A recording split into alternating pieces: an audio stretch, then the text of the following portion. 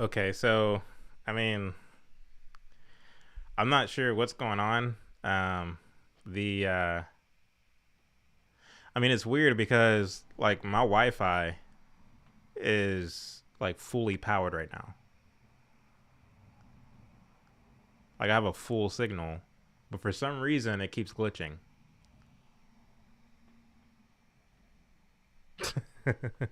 Check just texted me and said YouTube doesn't like me tonight, and they don't.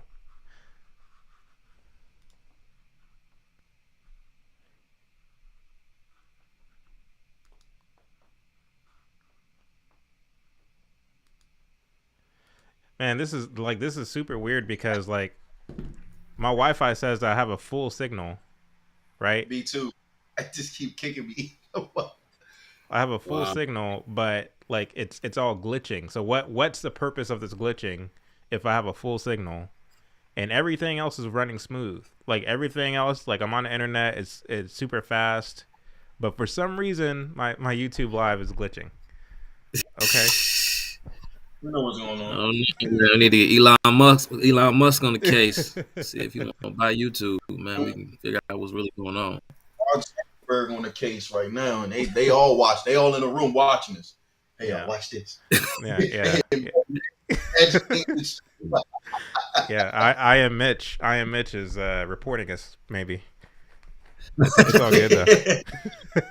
Oh, let's What a get me mess. dying over that one. Go ahead, Chuck. But nah, man, that's pretty much it, man. I kind of second what D'Angelo was saying. Like I was pointing out the fact that countries like Ethiopia didn't abolish slavery officially until 1942. So, Mm-hmm. there were countries in Africa, well into the 20th century that were still trafficking in slaves. Of course, everybody's familiar too with Jefferson and his effort in the quest for white gold, as it was Mm-hmm. called, during the Barbary Coast Wars when Muslim slave raiders were taking white Europeans into slavery. Yeah. So I mean, it's once again, it's just facts, logic, reason, data, No, but foreign. what you just said about a lot of African countries uh, not freeing slaves until well into the 20th century, uh, that goes to what Dayon Winston, and what you're asking, Dayon, is a very valid question. That goes to what Dayon Winston is asking about. Like, what do you mean? Like, I disagree. Well, what I mean is a lot of African countries didn't abolish slavery until well into the 20th century, and a lot of them still are trafficking in slave trade, right? And so that is in part what I mean when I say that the fate would have been much worse had many of these Africans stayed in Africa and were uh, under the um, what am I trying to say? I went to public school, so I have a hard time finding words sometimes. But um, yeah, so anyway, that's what I meant in part, at least. And Chaz, one thing I wanted to chime in, if I may, what D'Angelo talked about the conflicts in Africa prior to, right? This myth of the noble savage, right? That before the before the white man came, or Mm-hmm. I mean, of course, Africa wasn't Noble Savage. colonized to any significant degree until what Mm-hmm. was it, the early 20th century. But nevertheless, we have this belief that everything was roses and strawberries. But as we saw during these various African nationalist movements, you had a lot of intertribal warfare that Mm-hmm. you know that came back to the surface once their colonial masters relinquished control of their various political territories, and the various European empires began to contract and shrink. And all of a sudden, it was like an animal farm where everybody Mm-hmm. was, and then that's why you had a lot of political corruption and things of that nature going on in Africa, because once the largest tribe in any given political territory would pretty much take over the government, take over the various bureaucracies, and they would only promote within the ranks of their own tribe, and they would subordinate the minority tribes in their own country. Mm-hmm. And this isn't something that the Europeans brought to them. This was something that had been going on in Africa for time immemorial, because the reality is that, you know, many of these various African groups never got along, whether the white man came or not. So 100%. Mhm. So, Right. just so you guys know, I mean, and I know for a fact that YouTube is playing games because before it kicked me off, I don't know what it said on your guys' end, but it said that I had about 30 people watching. Now it says I have 5, right? So it's like not only are they like glitching my stream, but they're also like suppressing the reach. So I don't know if you guys think it's worth your. I mean, I'm going to keep going regardless, but I don't know if you think it's worth your while to keep going with 5 people watching. But I mean, if you do, hey, I welcome you to stay. But if not, I understand. So anyway, you had anything else you wanted to add to that, Heem, before I kept it moving with this roast? Apparently. Oh, oh, yo, I'm here for the long haul, bro. I remember when I first started going live, like on Instagram, man. I had like 2, 3 people in that joint. Woo! In the comments, woo! Yo, you go, you spitting facts, cool. Da da da da. Man, I was going and going and going. I ain't care. And I wanted the truth to be released, to be revealed. And so Yeah. I'm here for the long. Yeah, you can go on with the roast. I want to hear more what these goons got to say. yeah. Uh, Is it playing, chat? Because I got my YouTube, I got my webcam going, and I got YouTube live on my other screen, and it's still frozen over here on my screen. I don't so know if somebody people said can see it it. was hard. Yeah. So somebody said it was hard for me to find the live again. So obviously they're suppressing it. I mean, let me try Okay, something real quick. I see it. I just had to go find it. Okay, I see it.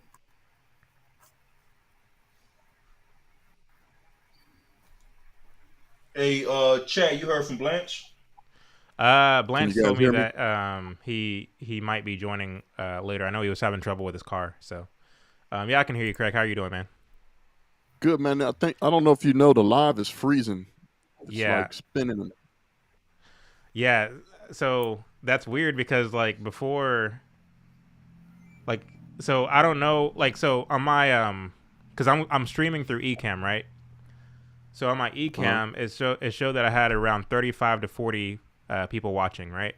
But when I was looking on my yeah, phone, it showed that I had like 11 or 15.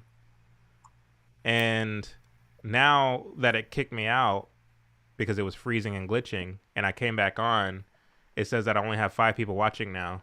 And I'm having yeah. people telling me right now that like they're having a hard time finding the live. So I'm not sure what's going on. There If was I, when I was on there was a good 20 or so people on there, and then once it started freezing, people started, I guess, hopping off. okay.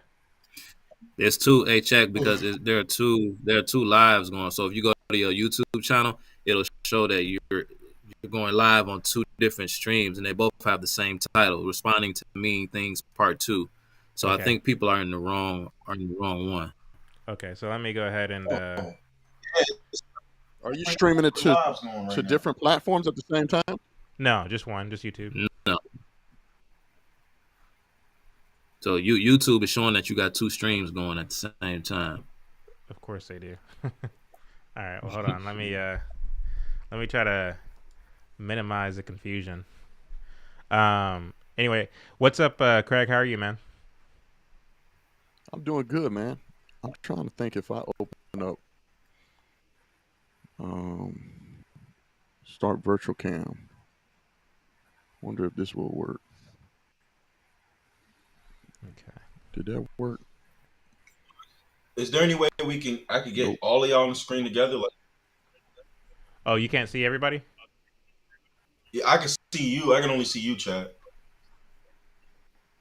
Really? Yeah, What I about you, can't do Craig? I it can't this way. I see thought I you. was gonna be able to. I Yeah, was trying I to do can't the see no virtual one cam else. to change my background. I can't even change the background. I got the green screen up, man. I haven't met any of the other brothers that's on here, man. If you guys can hear me, man, my name is Craig, man. We can hear you, brother. Hey, How Craig, y'all We do can you doing, hear you. man? Craig, do you see all 4 of us I on don't your think I met screen? met them before. Okay, Craig, do you see all No, 4 I of us? can't. See, I only see you, Chad. Really? Okay, Yeah, I that's only see weird. you, man. I can't Okay. see YouTube unless I'm like looking at the YouTube. That's why I'm on YouTube at the same time. I'm trying to see what these brothers look like. I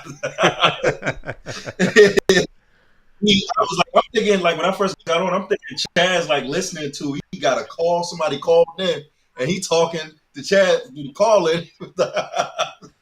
But nah, what time is I mean, doesn't next show. time. And what's y'all's name, man? So I had the names. I don't think I've ever met y'all before, man.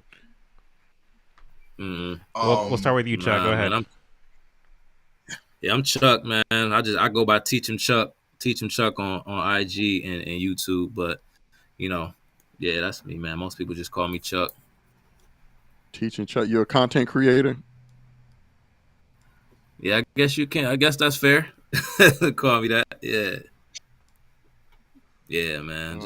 I don't know if this is you or not because I don't know what you look like. I know what you look like. I'm trying to place the voice for what I seen when I was on the live.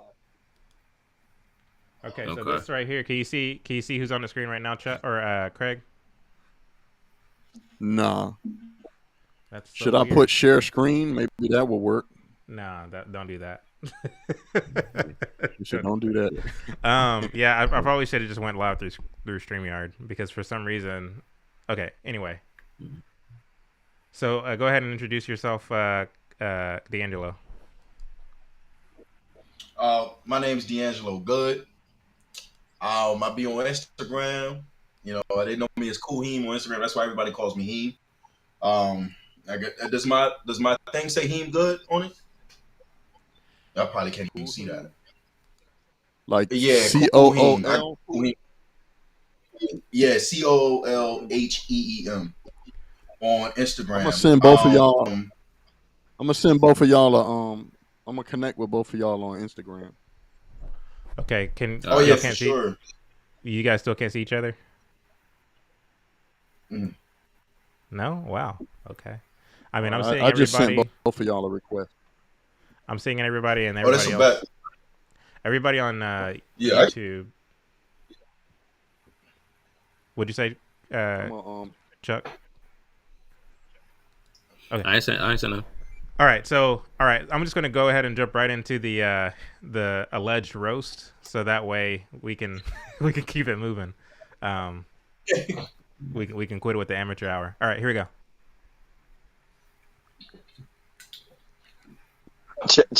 He doesn't have anything dealing with black culture. He was isolated from us. He didn't go to an all black school or dealt with a whole bunch of blacks. And then that's why he calls. Why didn't that documentary didn't have any didn't have no black historians part of that project? It's a white producer, it's white investors, it's white donors. Yeah. Right. Well, Mitch, no black. Oh, so it is Mitch. It is I am Mitch. I recognize all the voices. Mitch. That's Johnny Marbles. That's Mitch. I know that little crew. Yeah. I'm gonna follow Blanche's lead and start calling them I am Mitch because that apparently is their god. That's who they follow. That's who they worship. That's whose ring they kiss. So. Yeah. Sexual is gonna step foot around them people, man. No, they're not. They're not gonna waste their time. Nah. I mean, Blanche said he's having trouble getting on. Interviews everywhere. Oh, did he? I can't get on. Chad, you may got to send Blanche another link. He said he's having a hard time getting on. You want me to cam down so he can come on? Yeah, let's try that and see. I'll try to bring you back on. Okay, here we go.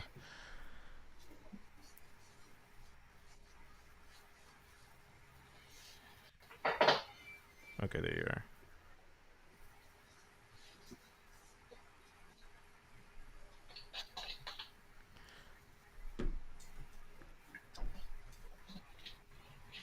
Directors, they're collecting the check. Chad is out here doing the devil's work, passing it off as if they're doing this, with God as the foundation behind it, telling the truth. The most I amount like of black people he done been around at one time is that Uncle Tom documentary when there was a bunch of Uncle Tom sitting at a damn round table. I like when he said the KKK was a Ponzi scheme. It wasn't really. What's up, D'Angelo? No. He He said cracking the up. chat down there, devil's work. Yo, tell you, I know it. Like me and Blanche was just talking about it. These dudes getting paid to do what they do. I'm telling Yeah. you. Oh, they Man, Mitch, definitely. they got to be paid. I said, there's no other way. Like I mean, like bro, I'm 26 years old, man. There's a man twice my age out there going crazy. You know, talking about all this who taught you, kid? Who's your pastor? Who gave you the right to teach the word of God? All this other stuff, man. I'm like, man, yo, if you don't leave me alone, man, like I don't know, man. It just got me laughing because of what they're saying. Like they're just like they're really going in on the truth, and I'm just like, what point do you have to be at as a human being, as a man, to get to that point where you're so deceived? Yeah. What? How did? I mean, nothing. I mean, to the point where everything we say. I mean, with Mitch, it's like this: anything you say is not true, and that's what I'm like. How do you hear what we say? And we bring up the facts, the data, the statistics. It's actually exactly as that German scientist said. I don't know if he was a scientist or a psychologist or something like that. How he said if you break down the morality of a people, it doesn't matter what you do. Even you could strap them into a chair, and face them towards a TV where the truth is playing, and you show them the truth. You break down why it's the truth. They still say no. Yeah. It's because their operating system. It's like the analogy I used earlier. Yeah. An operating system is what is the makeup, the DNA, if you will, of your phone. These people are they're instructed both by their upbringing and what has been instilled in them all their life, as well as who they're paid by. I strongly believe that I Am Mitch is Democrat operatives at the very least. They might be being paid by more sinister people, but at the very least, I think that they're Democrat operatives. I will say this. I'll add this little nugget. If they're not paid for what they're doing, I have even less respect for them than I do knowing that they are paid for what they're doing. You know what I mean? I can appreciate if they are being paid because that would make sense. But if they're not being paid, if they're doing this for free, then I have way less respect for them. So anyway, Yeah.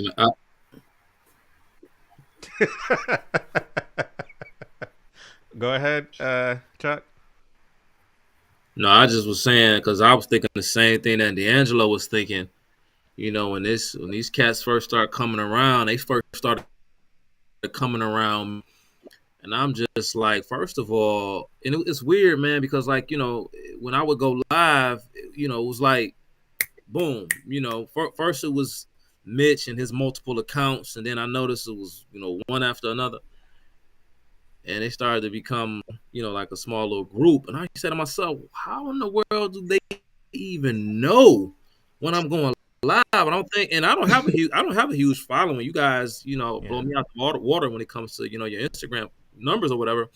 I used to say to myself, man, how do these guys even know? And then other people who follow me were like, yo, these are like professional trolls. This is like what they do, right? They find conservatives or people who don't want to toe the line, and they just harass them. This is sort of like what they do. So when you're on their radar, you must be doing something. You must be saying something. And I'm like, well, wait a minute. Cool, I get it, but they don't follow me. So then somebody's like, no, you don't understand. They make fake accounts. So they follow you under names, under these dummy accounts that you don't know, you don't recognize, and then they'll come in, and then that's when they'll start their whole do their whole song and dance. But like Cool was just saying, bro, like I don't understand how in the world can you conduct yourself like this and still call yourself a man. Right. One of these cats, Mr. J Marbles guy, I ended up blocking him because he came in the comment section of one of my reels and he started harassing my followers and saying a lot of things. And I'm like, listen, I don't mind dissenting opinions, but you are not going to be attacking people, spamming up the comment section, calling people names. My wife reads my posts. She reads the comments under the things that I post on Instagram. When my wife comes to me and she has a problem with something and she's, I don't like the way they're talking to my husband, now we got a problem. Then I gotta block you. Then the following day, here come Mr. J Marbles again posting something under another name, something similar, but under another name. And I'm like, yo, bro, I don't follow you. I don't bother you. I don't want anything to do with you. Why are you harassing me, dog? You know what I mean? Like, how do you conduct yourself like this and still wake up every morning and look in the mirror and can still call yourself a man? Aren't you ashamed? He says that he owns a business. He says that he owns a business. That he's an entrepreneur. It's like, how? How? Like, But this is your mind. This is your mentality, bro. I don't, you know what I'm saying? Like, I just, it's the strangest thing. And some of the things that they've said to me, like once this Johnny Marbles cat, when I had one of my recent reels that I posted from the YouTube upload that I just did on Malcolm X a couple of weeks ago, he came in the comment section and he accused me of being Oswald Bates, the character that Damon Wayans played in Living Color, simply saying that I just use a lot of big words, but I'm not really, saying anything and this, that, and the third. But that's just the kind of stuff that they do. But like Lo said, bro, I don't understand. I just don't understand what motivates you, because I can't be that important to where some saboteur, some provocateur is really putting forth the effort to try and bug me and annoy me and take me off my square. But no, it's mere projection is what it is. I mean, that's all it is projection. Yeah, I'm like, I can't be this important. I can't be, right? But like you said, it's even worse if they just do this in their spare time. And I'm saying, like, how do you have so much time to do? How you even had this much time? What are you doing? Aren't you a husband? Don't you own a business? Don't you have a job? I don't understand. And then like you said, Chad, cam up. I'm not about to cam up with you, because people who follow me don't come to my content to watch me go back and forth with clowns like you. I'm not going to waste these people's time. I'm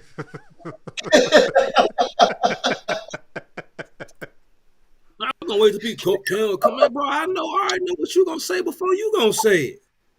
So why am I going to, and if I don't want to be bothered with you, bro, I don't have to talk to you if I don't want to talk to you. So if I rebuff you once, why don't you just go away? Why don't you just leave me alone? But we're going to get to why they won't leave us alone, Chad, because they said it. But go ahead. I was going to say, man, I was about to pull. They had me about to pull. Some people have had me about to pull Reza Islam and be like, yo, see me in the ring. I don't know if y'all ever seen that. The fight he had with, what's his name? The young boy with the dreads. He used to be real popular, truth, person exposed the truth about industry and stuff like that. What was his name? With Dreads. Not Jay Farrell. What was his name? Who in the comments can tell me what his name was? The dude's name.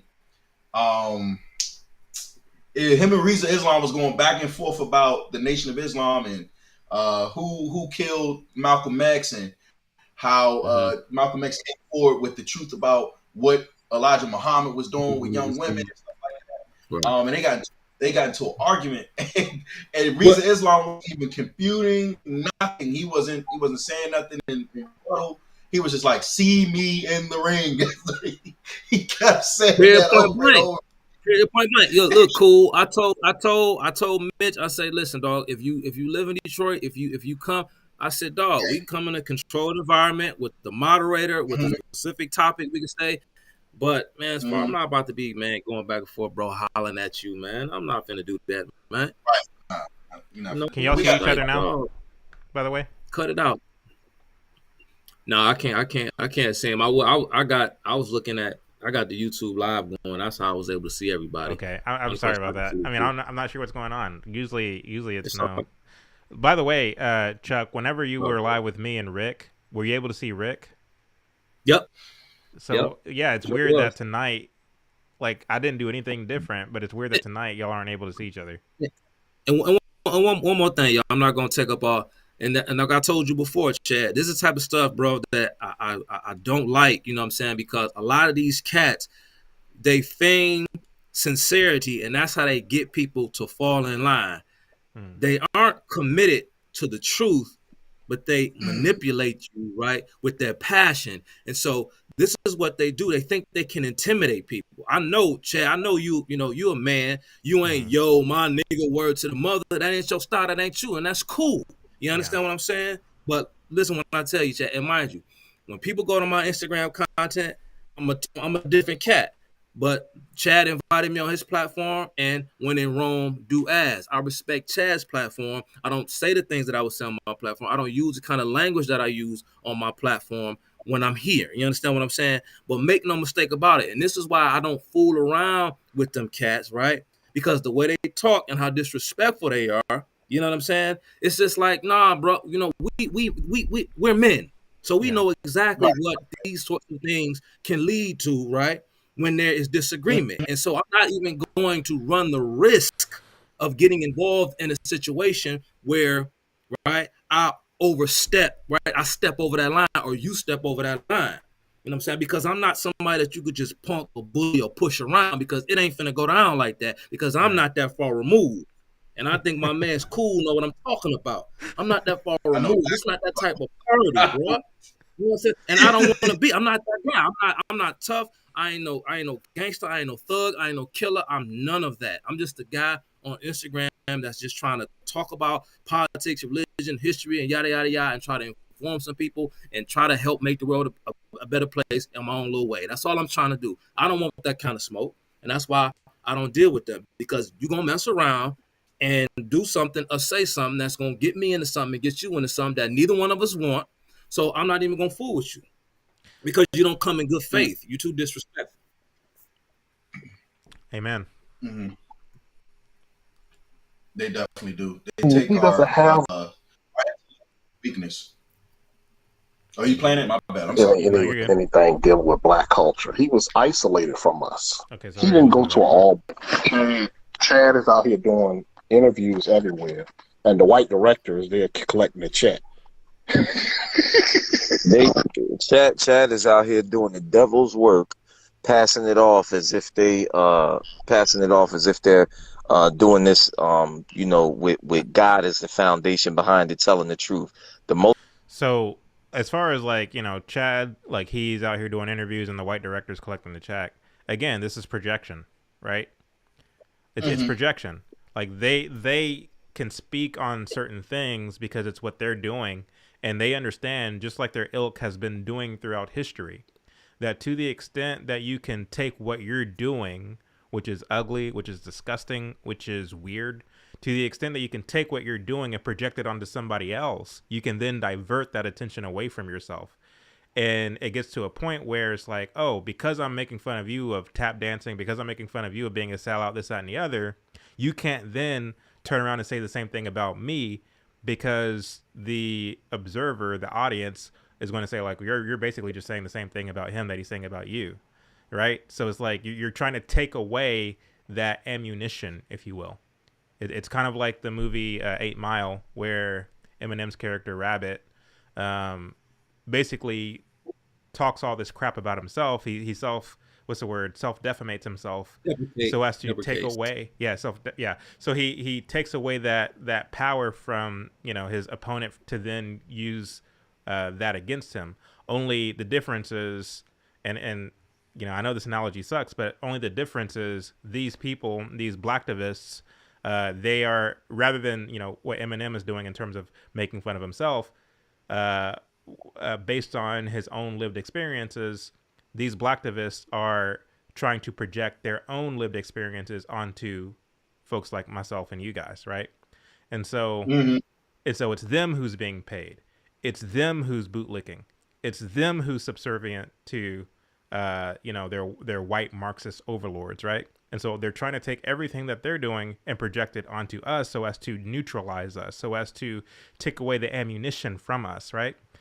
What we exposed in the film Uncle Tom 2 is the fact that their ilk has always been subordinate to the white Marxist types. They've always been, since the days of W.E.B. Du Bois in 1907 when they started the NAACP. We showed you who really started the NAACP and how he was used as a puppet to get black people to go along with this narrative and with this identity.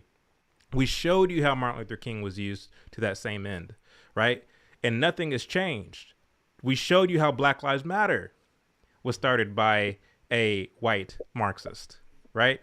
And so these people, there was a video, well, actually it was Jesse Lee Peterson who said, I knew when I saw those 3 black lesbians and the news tried to tell us that these are the people who started Black Lives Matter. I knew that was a lie, because I mean, I wouldn't go so far as Jesse Lee Peterson, but he said something to the extent of they're not smart enough to start an organization like that themselves. You know what I mean? They need somebody who is experienced and who dedicated their lives to this cause to start this organization, and to then put these black folks at the head of it, this kind of honorary head, if you will, to make the masses believe that this is a black thing, when in reality, you know what I mean, there's somebody else who's pulling the strings, right? These are the kinds of people who I Am Mitch are subject to. And they need to project that onto other people, because they understand that to the extent that people begin to listen to the things that we are saying, then and only then will their chains begin to loosen, right? The mental chains that they have of being scared to go outside because the racist white boogeyman is going to get them. There's a lot of black people who are paranoid by this perceived racism that's out to get them.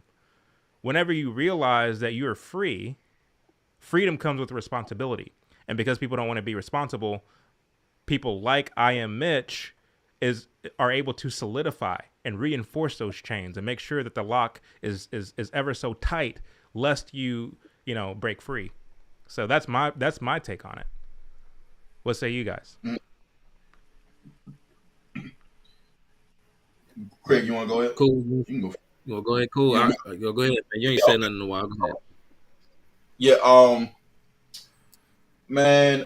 It's true. Me, I've had a thought that I know, right? So God has blessed me. I'm trying to tell you, God has blessed me, man, because I don't even know how I think sometimes the way I think. And I'm telling you, God has had his hand on me throughout my whole life, my life journey. And I know it has to be God, because the way I think, what you just said, Chad, really has me think. I'm like, sometimes I think these people are not smart enough to come up with the tactics that they're using, or the platform that they're utilizing, or come up with the name, come up with the mission. I know these people aren't smart enough. You tell me 3 confused women came up with all of this? No, their mind is too divided to come up with something so intense, something so strong and its structure, with the purpose that it did. I mean, the ability to agitate human beings based on emotion, that is not human knowledge. I want people to notice, like, where you look through history and people just came through and conquered places, the method of the conquering, that is not normal knowledge to have. This is otherworldly stuff. You're dealing with forces and things that are beyond your understanding. And so these people are being set up. They're just puppets. They're just bobbleheads. Just like how I know Mitch. I knew that Mitch and the dude Johnny Marr was all their whole little crew. I Am Mitch. They're not smart enough to do what they're doing. They don't have the dedication. Just as them being weak men, by the point of them just attacking us, right? Attacking what we're saying and the arguments we have and the points of views we have. For them to come out and do what they're doing, I know for sure that these men do not have the mental faculties to be doing what they're doing. They're being set up by somebody else. Somebody's pulling their strings. Somebody's putting the battery in the back, because they themselves as men do not have the battery based on the things they say out their mouth. I know they're weak. I know I can sense weakness. And I know that you're not strong enough to come forth with the argument that you have. You're the type of man to hide under a rock when the real stuff is going on. He's going to be when Jesus comes back. He's going to be the one. He's the type of man that's going to be asking, "Hey, rocks, please crush us. We don't want to face this man." You know, these are not men we're dealing with. So we know that they have something else behind them. And I will coast off of what brother said. Man, look, my job, I work at a detention center. You feel me? Half of my job is bodying teenage boys. I mean, 18, 19, big body boys. You know what I'm saying? That's part of my job, right? You know, I'm in the gym. I box. I could body people if I want. That's not going to be how I, you know, like I say, push my appearance. I don't want that to be my appearance. I want my appearance to be truth, right? But they taken the intellect for weakness, and I think that's a symptom of what blackness is as well, of what black is. That's a symptom. Taking intellect for weakness. That's why we had shows like Family Matters where Steve Urkel was frowned upon because of the fact that he wanted to go out there and get A's. He wanted to be smart. He wanted to have knowledge. The idea of actually having real knowledge and truth has been seen and pushed as weak. When we look in the Bible where a man like David, right, cut the head off of Goliath and held it high and showed the enemies and was like, look, this is your king? This your boy? Here, have him back. You know what I'm saying? Like, it astonishes me. But I know that there's much higher evil forces working behind them. And we have to also realize that the work we're doing is dangerous. Because what we're doing is we're crushing their plans. We're affecting their plans. We're agitating their plans. So I'm willing to bet they know who each and every one of us are. They got tabs on us, all types of stuff. We got most likely got people watching us. I'm just saying this is the reality of what we're dealing with, especially if you look into the Bible and the New Testament of what the disciples had to go through. Man, these people were being searched for. I mean, these dudes were being searched for, hunted. You know what I'm saying? This is the life we chose, but we're strong enough to be able to still push forward, even though we know that these are the consequences that come with living the life that we live. Agreed. And you get back to the video chat, or can I say something real quick? Go ahead. Try to make it quick. Something you said and something cool said, man. You said with freedom comes, responsibility, right? And that's not just the line in the Spider-Man movie. That's real. And I'm gonna tell you, that's to me, and I can speak from personal experience, and I'm real enough to say it here and now. Looking back on it, in my younger years, when I cling to, a lot of the stuff that Chad, we were speaking earlier, talking about, Black consciousness and that whole thing. It comes from fear and insecurity. It reminds me of if anyone has ever read Friedrich Hayek's book Road to Serfdom. He explains socialism, how these socialist movements start, how they begin, particularly how socialism began to rise in the Weimar Republic, which of course eventually became Germany. Hitler would eventually take it over.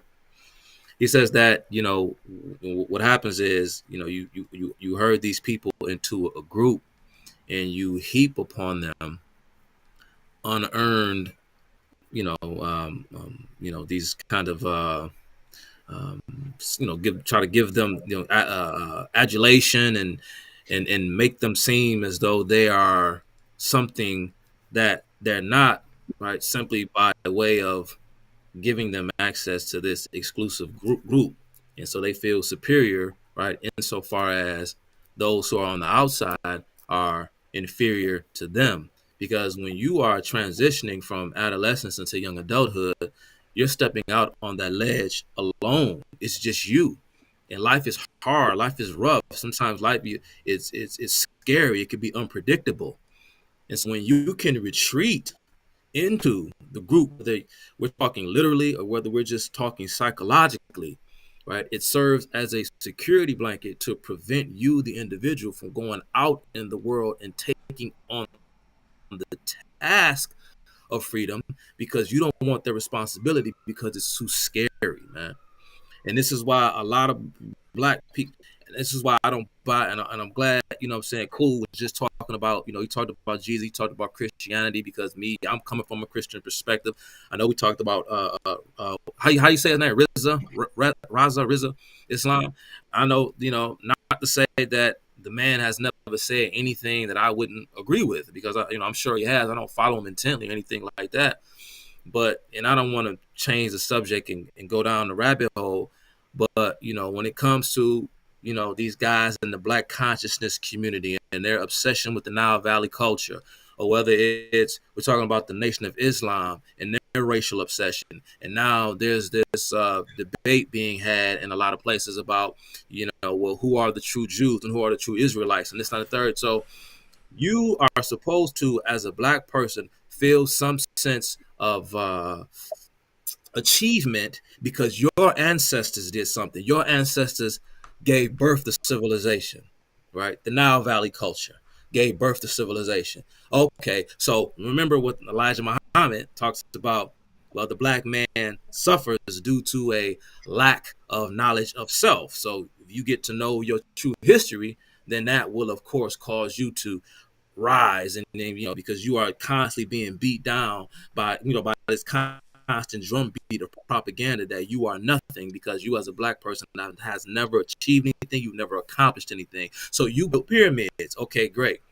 Does that fix the black problem? No, that ain't good enough. Okay, well, no. See, you didn't build pyramids. See, you were slaves in Egypt because you are, in fact, God's true chosen people. So being, you know, an Egyptophile didn't give you, right, that kind of sortological, that salvation that you're looking for. Okay, so you're a black Hebrew Israelite. Is that going to give you is that going to give the black community this collective self-esteem because we're Jews now? Man, it's just all nonsense, bro. I just did a lot on that. That's crazy. I just did a lot. Chad was there. Yeah. Whether you the lost tribe of Shabazz, or whether you're the true Israelites, or whether you are the true progenitors of civilization, because your ancestry can be traced all the way back to Ethiopia and the Nile Valley and this, that, and the third. It's all nonsense, because nobody who's preaching that garbage can or has ever built anything of note, but it just makes them feel good. Because actually going out in the world and achieving something and accomplishing something is too hard. Hell, they can't even marry the woman that bear them children. They can't even build a family, but they talking about building pyramids. Build a damn family. Why don't you marry a woman and be a father? Nah, but you want to be Imhotep and all this other nonsense. I told you, I was mad, bro, because I don't like the way they was talking about my boy, man. I don't appreciate that. I ain't get to hear this. I ain't get to hear the full joint. Nah, nobody's heard it. But it's funny though, because it's a friend of mine. He's a white guy. He was walking to the store over in downtown Dallas. He was walking to a convenience store, and there were some black Hebrew Israelites outside, you know, preaching their little message or whatever you want to call it. And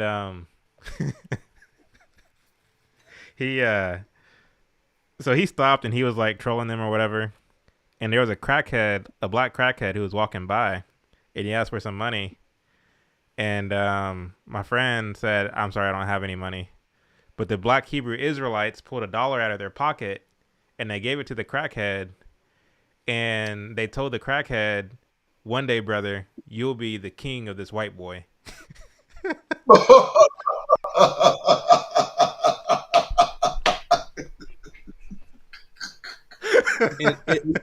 And you know what's funny, y'all? You know, and once again, hey, look, y'all know, y'all hear the back and forth between the Hebrew Israelites and, you know, your black nationalist Pan-African consciousness types, because the only group of people that the Hebrew Israelites despise more than white folks is the so-called African. Mm-hmm. But I'm sorry, I didn't even mean to open that can of worms, because we weren't even here to talk about that. But I'm just simply saying, bro, it's always some form of racial idolatry. It doesn't matter what it is, bro. He said, "You be the king of this white boy." What did he say? You'll be the king one day, brother. You'll be the king of this white boy. This guy was strung out on crack, and crackhead to get off. trying to find money to get his next fixed. But yeah, he's gonna be a king someday. All right. I mean, maybe if he repents, but you don't just become a king because you're black. Lord have mercy. All right, so we're gonna keep it moving.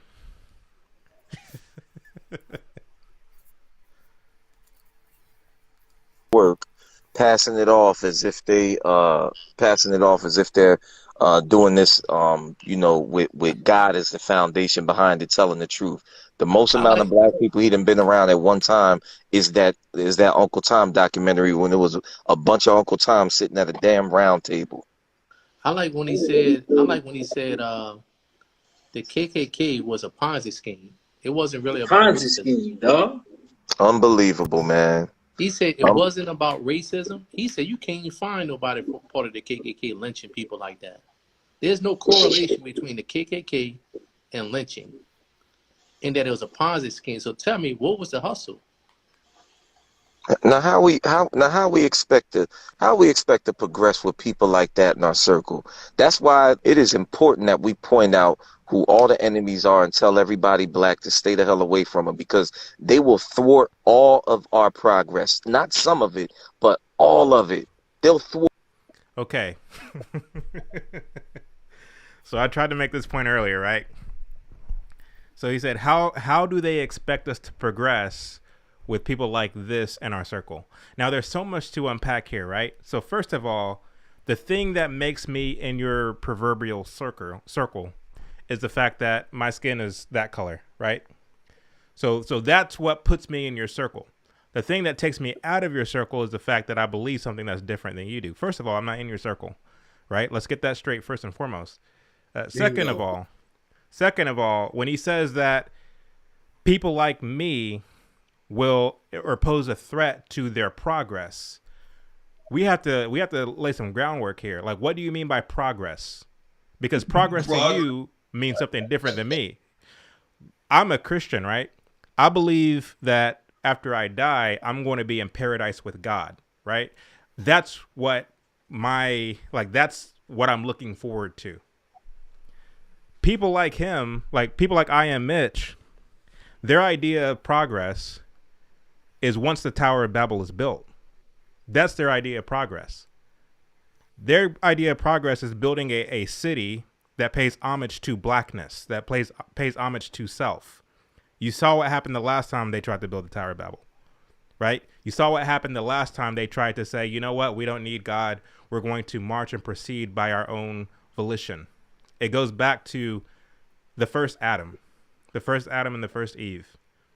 They wanted to become gods. They wanted to be able to dictate for themselves good versus evil. The same way as, this current culture tells you that you can have abortions on demand, you can be whatever gender you want to be, you can be God. That is the operating system by which they function. And so for them, progress is to dig deeper into that at the behest of their reprobate minds. And so, yes, you're absolutely right in a roundabout way that I pose a threat to your so-called progress. Again, it goes back to what I was talking about earlier.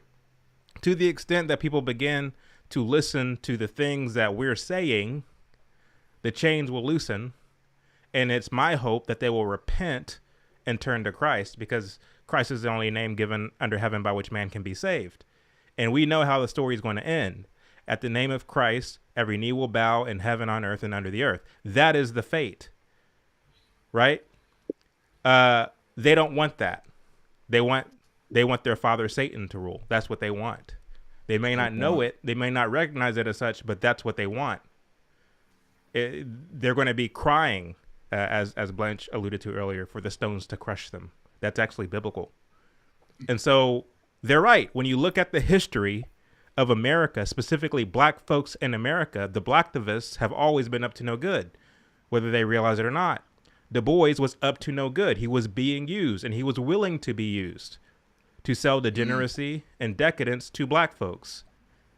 The NAACP weren't making nearly as much headway as they thought that they should, especially in the South, but they knew that the folks in the South were religious, and so they needed a Negro pastor to Trojan horse this backwards and detrimental ideology to the Negro South, here comes Martin Luther King to do just that. And so we're progressing on this road to degeneracy, to decadence, to global communism. That's what we're progressing toward.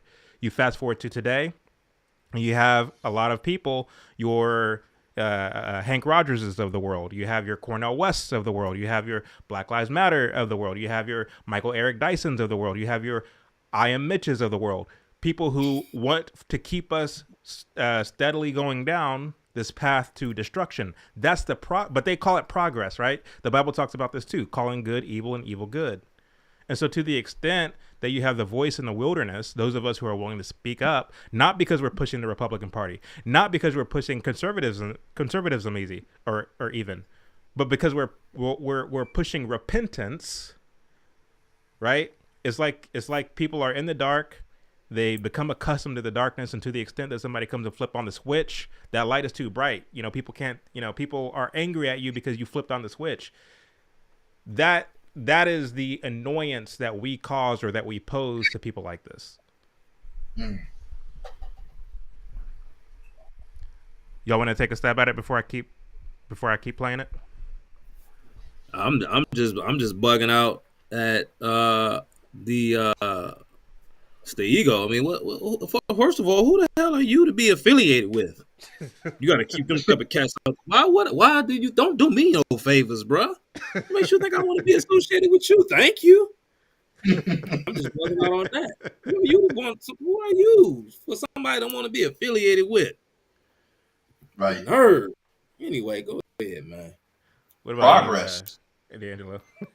I question the word progress. I said, where have you gone, man? Look, there was a point where in time we was in shackles saying, when is freedom gonna come? And now we got our people still in the streets, still asking the same question: when is freedom gonna come? When freedom's right in front of their face. The new slaves it's a mental slavery. It's no longer about shackles. That's the whole idea.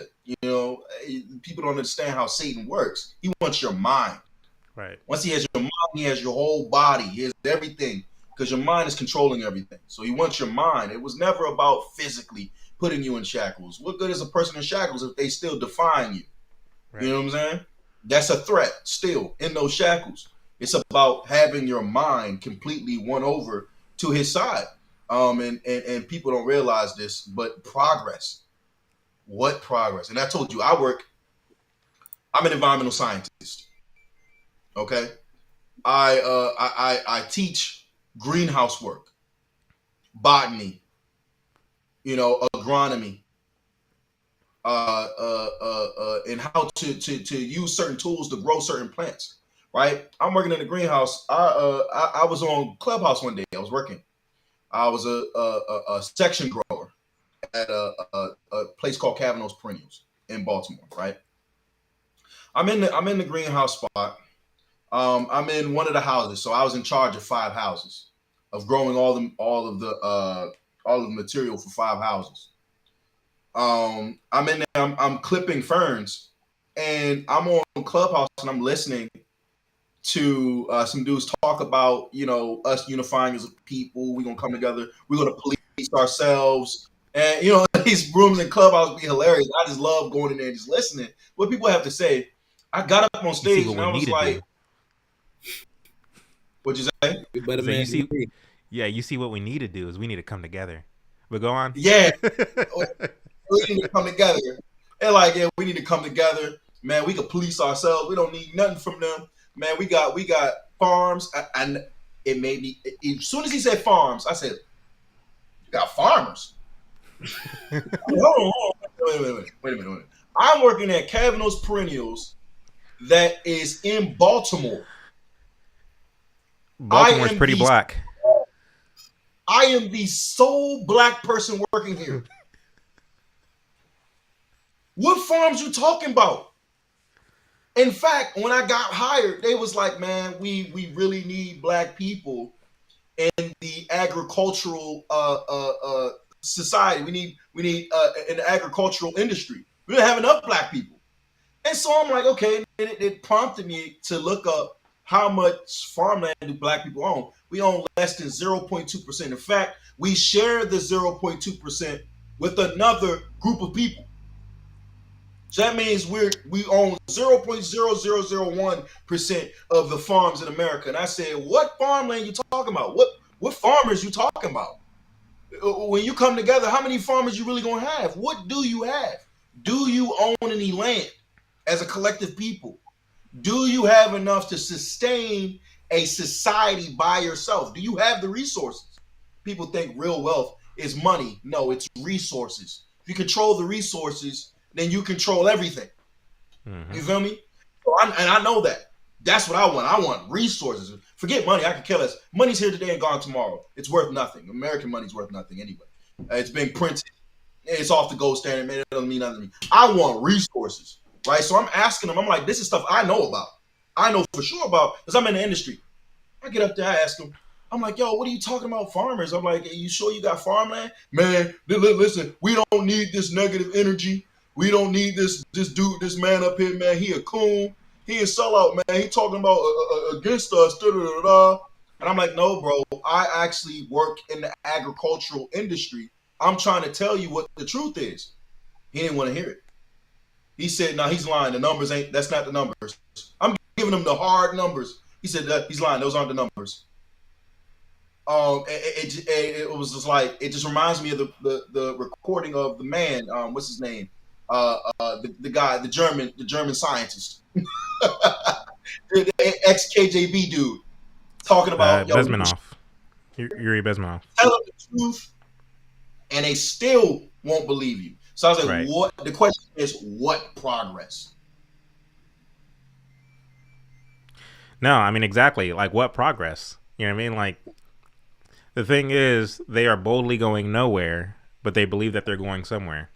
And they believe that to the extent that people like me, or you guys are telling the truth, that we pose a threat to this dream that they're trying to sell, this false dream that they're trying to sell, right? And the thing is, for somebody, I mean, like you said, Heem, earlier, about how you can tell that they're cowards, you can tell that they're weak by the things that come out of their mouth. Mm-hmm. I agree 100%. I mean, these are the same kind of people who were excited to hear about Joe Biden picking a black woman as his running mate, right? These are the same people who, whenever Joe Biden said, if you don't vote for me, you ain't black, they agreed.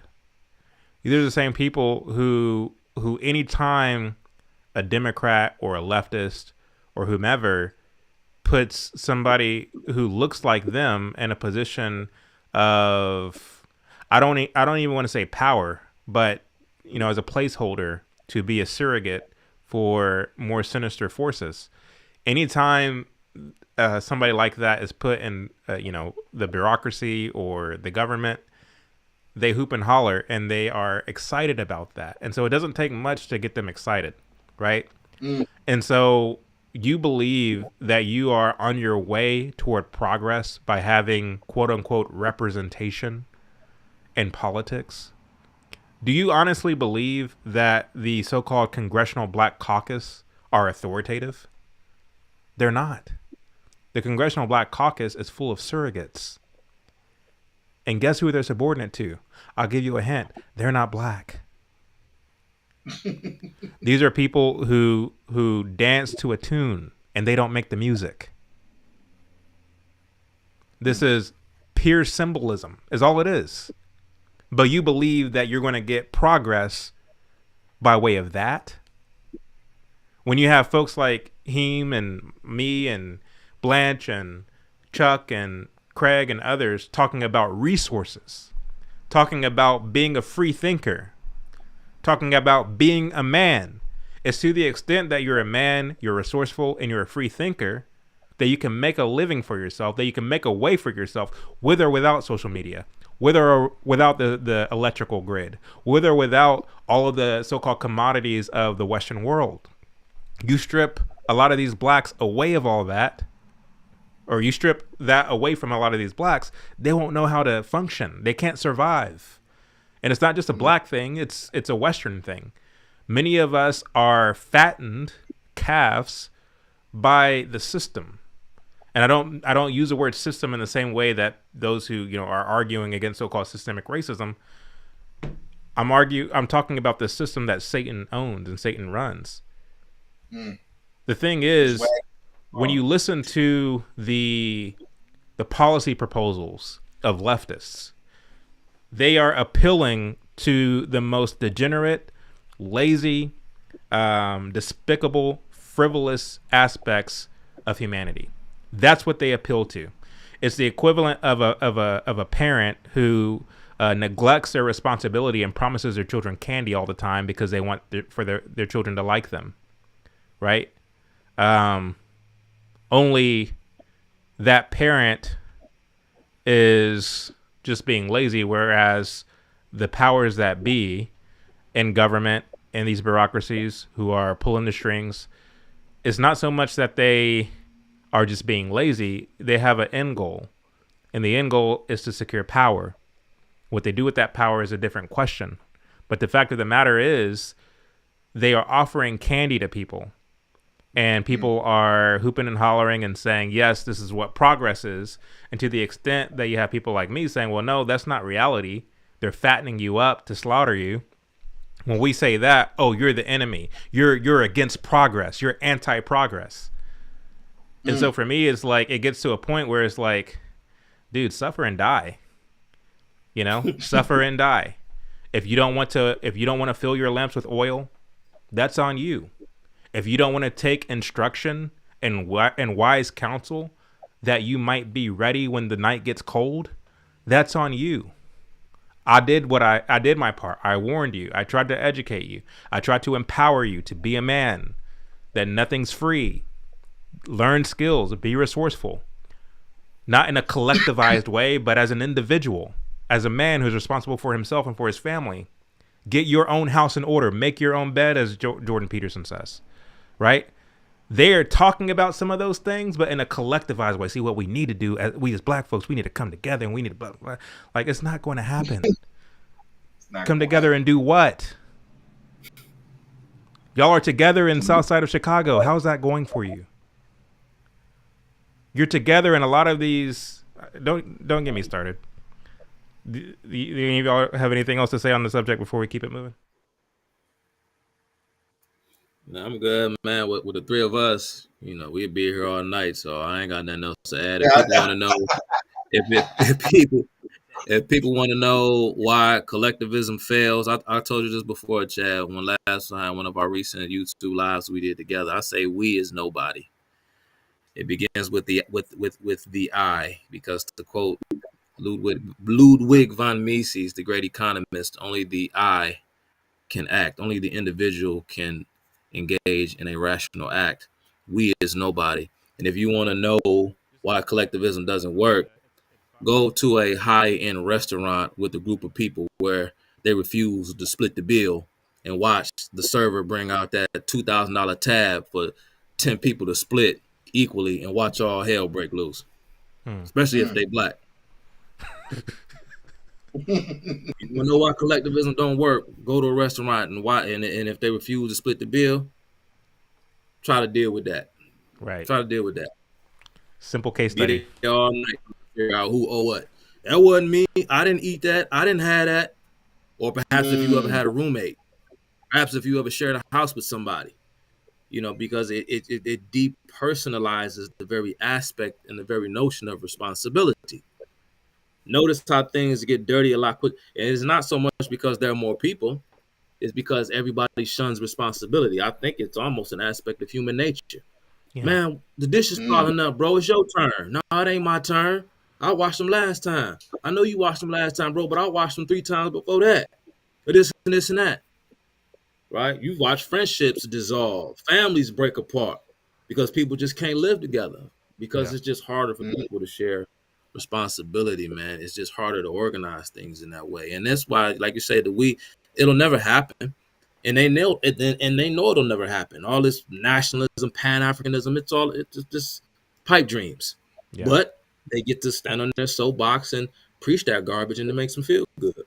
But the thing is, the thing about it is, let's say they get their way, right? Because I mean, it's not it's not it's not it's not impossible for them to get their way, and by them I mean the collectivist minded people, be they black, white, whomever, because we've seen evidence of it happening historically, right? So if they get their way, if they think that they're oppressed now, they haven't seen oppression. And I know Heem and Blanche make this point all the time. They haven't seen oppression if they think that this is oppression. Let's go your way of collectivism, right?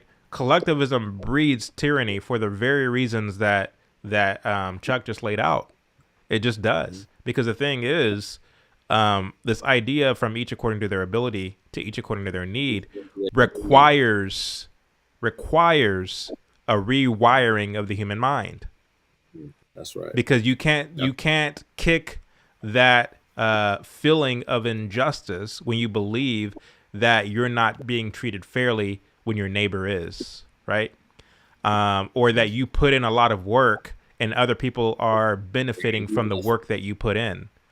Like that does something in you that makes you bitter, that makes you discouraged, that makes you disinterested or de-incentivizes work ethic. Like a collectivized society has no other option but to collapse because human nature kicks in, right? And so, anyway. Go ahead to the video, man.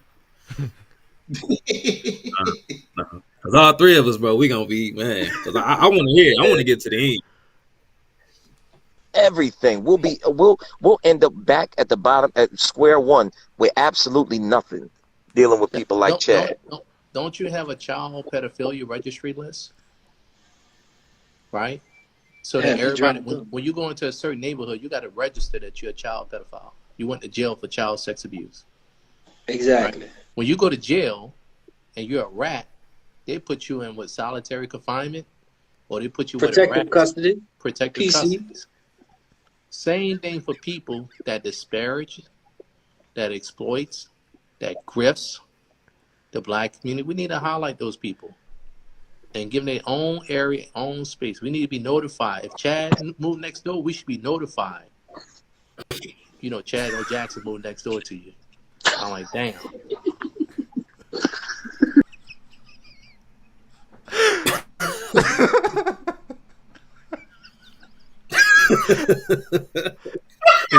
Is that not 1984-esque?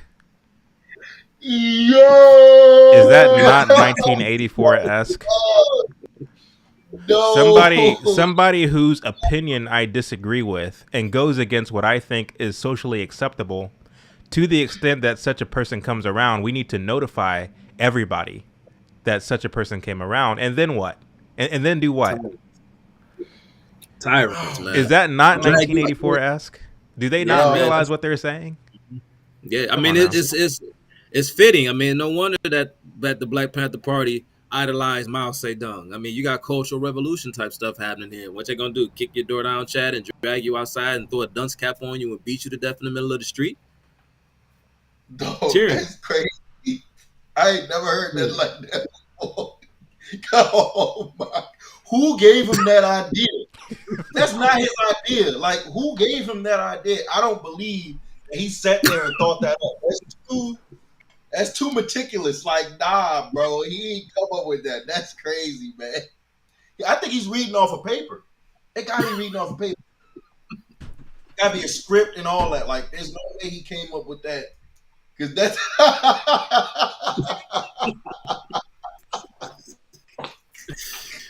You need to notify the community, boy. You a danger. Yo, let's go. That comparison is crazy. That's wild. Goodness. You see what I mean? I see. That is wild, man.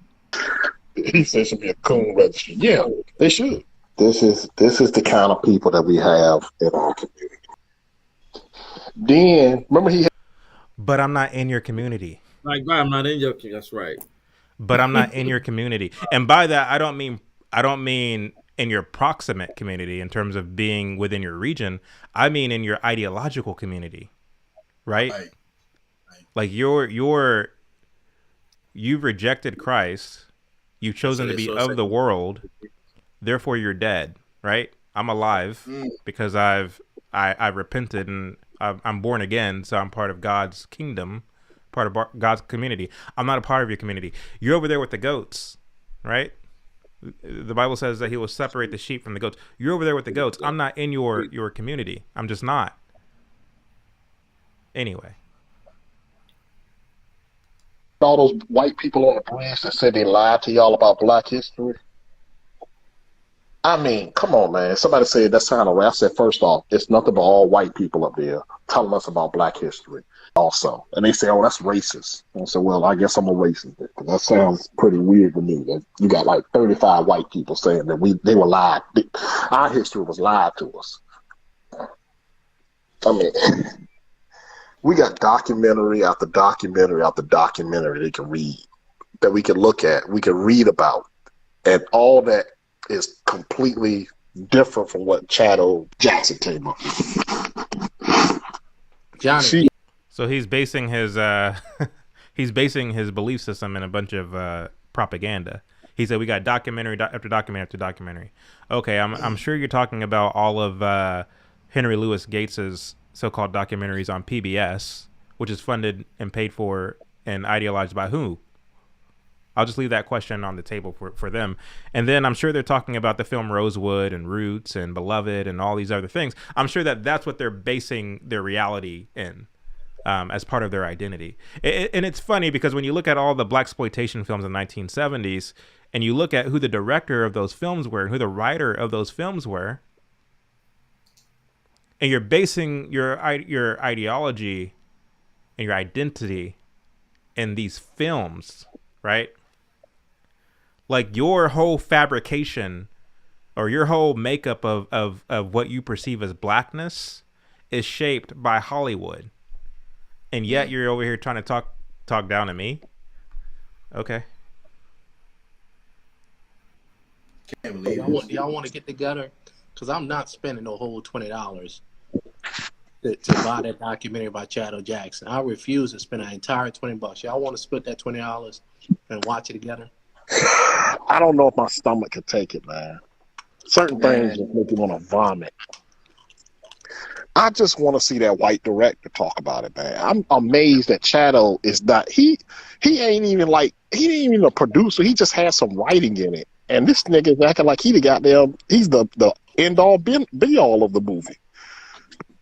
And you know Chad taking the crumbs out of it because he's not the top investor. Oh, he's just the face of it, and so they had trouble selling the first Uncle Tom, and so now I don't know how they did. Lies. The movie did phenomenally well, but that's neither here nor there. And I'm talking about the financing of it because it's all about a grift. Oh yeah, it's all about what kind of return on investment they can get by exploiting and offering dissension and division and disinformation, and they try to get the low IQ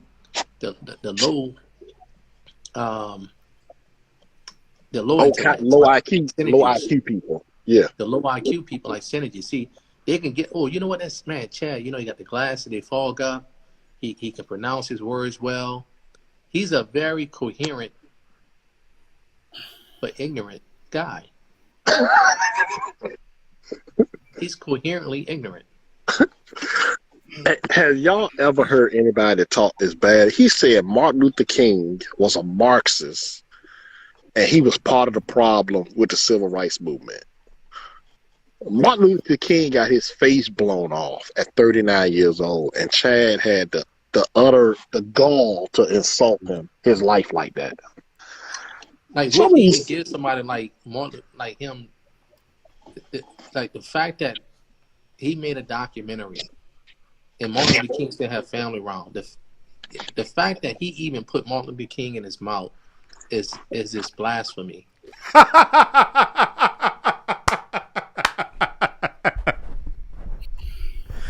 There you have it. I've been preaching all along that for them, blackness is a religion. right? That's their God. They blasphemy. That's their God. There you go. There you go. Blackness is a religion, right? And this word blasphemy is an interesting word because it's a religious word, right? To blaspheme is to say something heretical against God. Right. So because these people don't believe in God and blackness is their God, and Martin Luther King is one of the saints of blackness, for him to say that I committed treason or blasphemy against Martin Luther King tells me everything I need to know about what you believe in and who you are. You're about to say something, Heem. Oh, nah, my mouth is wide open at the craziness I'm listening to, dog. I'm not even about to say nothing. I'm just still thinking about what I've been hearing so far. Is just, what in the world, bro? Let's talk about how musty that room must be that they gathered. Let's talk about that. They're literally in the kitchen right now with that dragon breath flowing around that room. Those mics are literally melting to the table. I know their breath is hot, especially the dude who sounds heavy, bro. He sounds mad heavy. Oh my goodness, man! Like, hey, no. So do you think that there was any narcotics involved in this discussion, or do you think they were sober while they were having it? Sober, man. Okay. How some ideas, man. You know, and talk, and like I say, to speak about blasphemy, Chad. You know, man, how ironic, because Dr. King was a frequent blasphemer. As a matter of fact, you know, when you talked about, you know, Marxism and this and that, and how that, you know, that's Dr. King. You know, you'd say he didn't preach the gospel of salvation. His teachings were not biblical. Sure, he was a reverend, but he preached the gospel of social justice. It was so bad, and Dr. King even acknowledged, because there were all sorts of allegations of, what was it, the North Carolina Senator Helms, and of course, you know, there was all this talk with J. Edgar Hoover and the Kennedys were concerned that Dr. King was a communist subversive, and Dr. King addressed it. Of course, he acted, and Chad, you and I, we talked about this privately, the way, you know, Dr. King would act all shocked and surprised when, you know, men like Stanley Levison, back when his closest friend perhaps, and Stanley Levison's background was brought to his attention by way of the FBI and so on and so forth. He knew about it before then, but yeah. Yeah, he did. But Dr. King, you know, he said that his political beliefs were not, check this out, and Chad, you probably came across this, but there's a quote. I'll try to look for it as I was listening to that. But Dr. King denied the fact that he was, in fact, a Marxist. He said that his political beliefs were informed by way of the life of Jesus Christ, because what he essentially said was that if Jesus were alive today, I suspect that he would be in favor of the politics of the left. Yeah, and that's what he said in so many words. He said, "I don't need Marx." Said the same thing. I don't need Marx. You know, if people want to ask me, you know, am I a Marxist, or how do I feel about Karl Marx? He said, well, I don't need Karl Marx because I have Jesus. And what he was implying is that Jesus was informing him in terms of how he viewed the world politically and economically. And I'm gonna pass it off to one of you guys. I'm gonna try to find this quote. No, you're absolutely right. The thing is, like, he wrote a book. He wrote a book. Really, it was plagiarized. But he plagiarized a book, Martin Luther King, called "Where Do We Go From Here?" Right? And in his book, he addresses Marxism. And I read it because, and I read this during my research for Uncle Tom too. And I listened and read intently as I was going line by line. I was like, well, hold on. A lot of the stuff that he's saying in terms of disavowing Marxism sounds eerily familiar. I feel like I've read this from somewhere. And sure enough, I went back to a book that I had written by a Marxist, or not a Marxist. It was a pastor named Robert McCracken. And sure enough, Martin Luther King plagiarized much of what McCracken had to say in his disavowing of Marxism. And so my question became, okay, if you're disavowing an ideology that you say is against your faith, why plagiarize somebody to do your so-called disavowing? Why not use your own words if you believe so strongly that Marxism is not the way? Unless you're just trying to pencil whip something together in order to kind of tame the charges of Marxism that people are lobbying against you, because there were a lot of people calling him out for his Marxism. Yeah, and guess what? A lot of these people weren't white. There were black people calling him out for his Marxism, including Pastor Dr. J.H. Jackson of Olivet Baptist Church in Chicago, Illinois. Right? And so there were people who were calling him out for being a Marxist. In fact, there's a picture of Martin Luther King at a Marxist training center where he's on the front row taking notes. And so I know for a fact. I'm sorry. Go ahead. I'm sorry, Chad. Because I found it. Now here's a quote. Here's a quote from King. King said, "Now, you don't have to go to Karl Marx to be a revolutionary," claiming that I didn't get my inspiration from Marx. I got it from a man named Jesus. Jesus was anointed to heal the brokenhearted and to deal with the problems of the poor and those in captivity. King concluded that that's revolutionary. And that is where we get our inspiration. From Jesus. Because Jesus was revolutionary, because Jesus came to heal the broken and so on and so forth. But of course, Jesus came for the heart. That's what you call a slick tongue. Exactly. Go ahead, Cole. This is a point I make all the time. And if you study the life of Jesus, he never once tried civil reform. Exactly. It's the heart. Never once. In fact, this is the reason why I believe that the Jews killed him, because they expected him to be something that he wasn't. Yep. He thought he was going his own to disciples. come through and free captivity. He was going to overthrow the Roman government, and he was going to be the king, and that they were going to be at the top of the world. But that's not what he did. He meant to put them at the top of the world, but not in the terms of fame, glory, and money and different things like that, but as in terms of being the light. And they didn't want to hear that. You know what I'm saying? So what Martin Luther King is saying is definitely blasphemy. He just blasphemed our king. You know what I'm saying? And I'm not with that. And when he said that, he got his face blown off, right? And I'm like, okay, let's think about this. Martin Luther King got killed. I think he got killed because he was no longer serving the purpose he was meant to serve.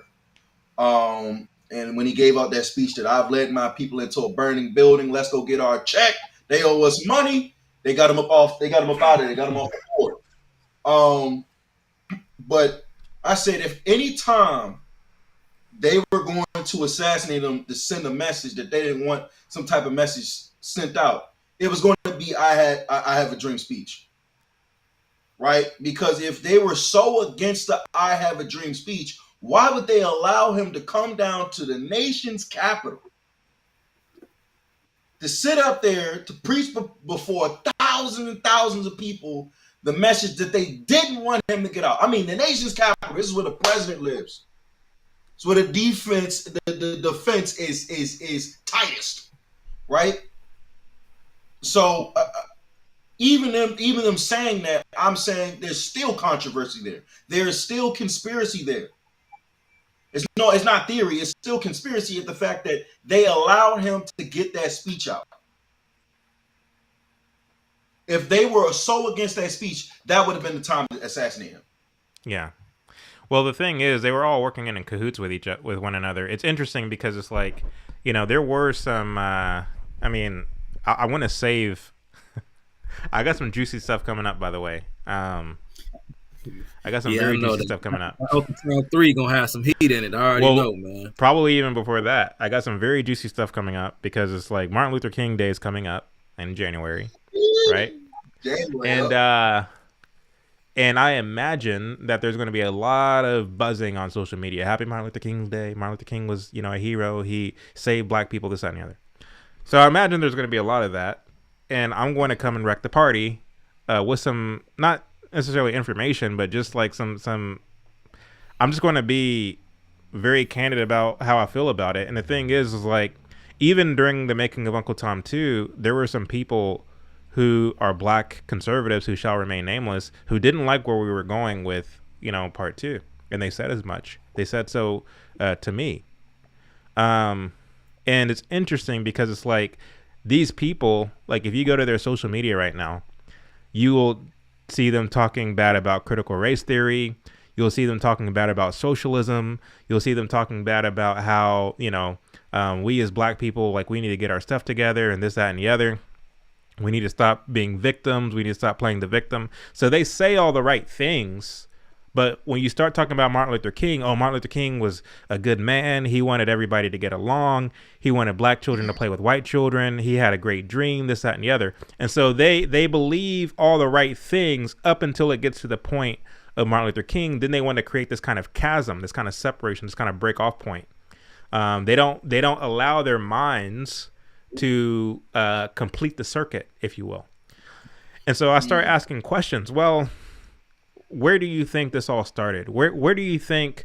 Because you agree with me that from the late 19th century to the mid 20th century, black people were going on an upward trajectory in terms of entrepreneurship, in terms of family life, in terms of church life, in terms of literacy, in terms of education. Black people were killing it across the board, right? You agree with me about the timeline. End of slavery up until the 1960s, and then decline from the 1970s to today. What do you think caused that dip? And what they tell me, these lovers of Martin Luther King, is that the thing that caused the dip was LBJ's war on poverty, the welfare policies. So my question becomes, okay, how is that? Because the thing is, when it comes to the so-called man in the house rule, I made this point before, people have to already be lacking in values in order to fall for the man in the house rule to begin with. If you are a woman and you're told by the government you can't get a check if you have a man in the house, a virtuous woman is not going to choose the government over her own husband. And so what happened before the war on poverty policies? There had to have been something. I'm missing something. This puzzle piece, I'm looking around and I can't find it anywhere. I have this void right here. Help me answer this question, right? And even if it's true that LBJ initiated the decline of Black America, if I open up a textbook, hell, even a leftist, mainstream textbook, and I'm looking at the pictures of, the 60s with regard to politics, every time I see Martin Luther King having anything to do with politics, I see him next to who? LBJ. Mm-hmm. And so am I to believe that LBJ did all these things on his own volition and Martin Luther King was there alongside him, and then LBJ, after Martin Luther King walked out of the room, pulled a fast one and did something that Martin Luther King didn't agree with, and now we have the decline of Black America? No. They were in cahoots. They worked together. As the rumor goes, whenever LBJ said that if I push these policies, I'll have these Negroes voting 200 years for Democrats, Martin Luther King helped develop the plan that made it so. And I make the point all the time that Martin Luther King became a reverend, much to the point I made earlier, because he understood, much as his handlers did, that if you can get Marxism to be preached under the guise of a Negro Christian pastor, people will be more susceptible to it. People will be more prone to go for it, especially in the Bible Belt South. These people who've been going to church all their lives, these people whose fathers and grandfathers taught them the way of the word. And so to the extent that you can subvert that and co-opt that with a Marxian message, you can get people to go along with it. This kind of goes back to the trickery, the kind of sly of tongue that Chuck was talking about earlier, where I can't be a Marxist. Jesus is the one who taught revolution, blah, blah, blah, blah. All that mumbo jumbo is meant to subvert. It's meant to co-opt. And so where I'm going with this is the people who have a hard time closing the circuit because Martin Luther King is so deified. He's up on this lofty pedestal. My question first and foremost is who put him there? Who put him on this pedestal?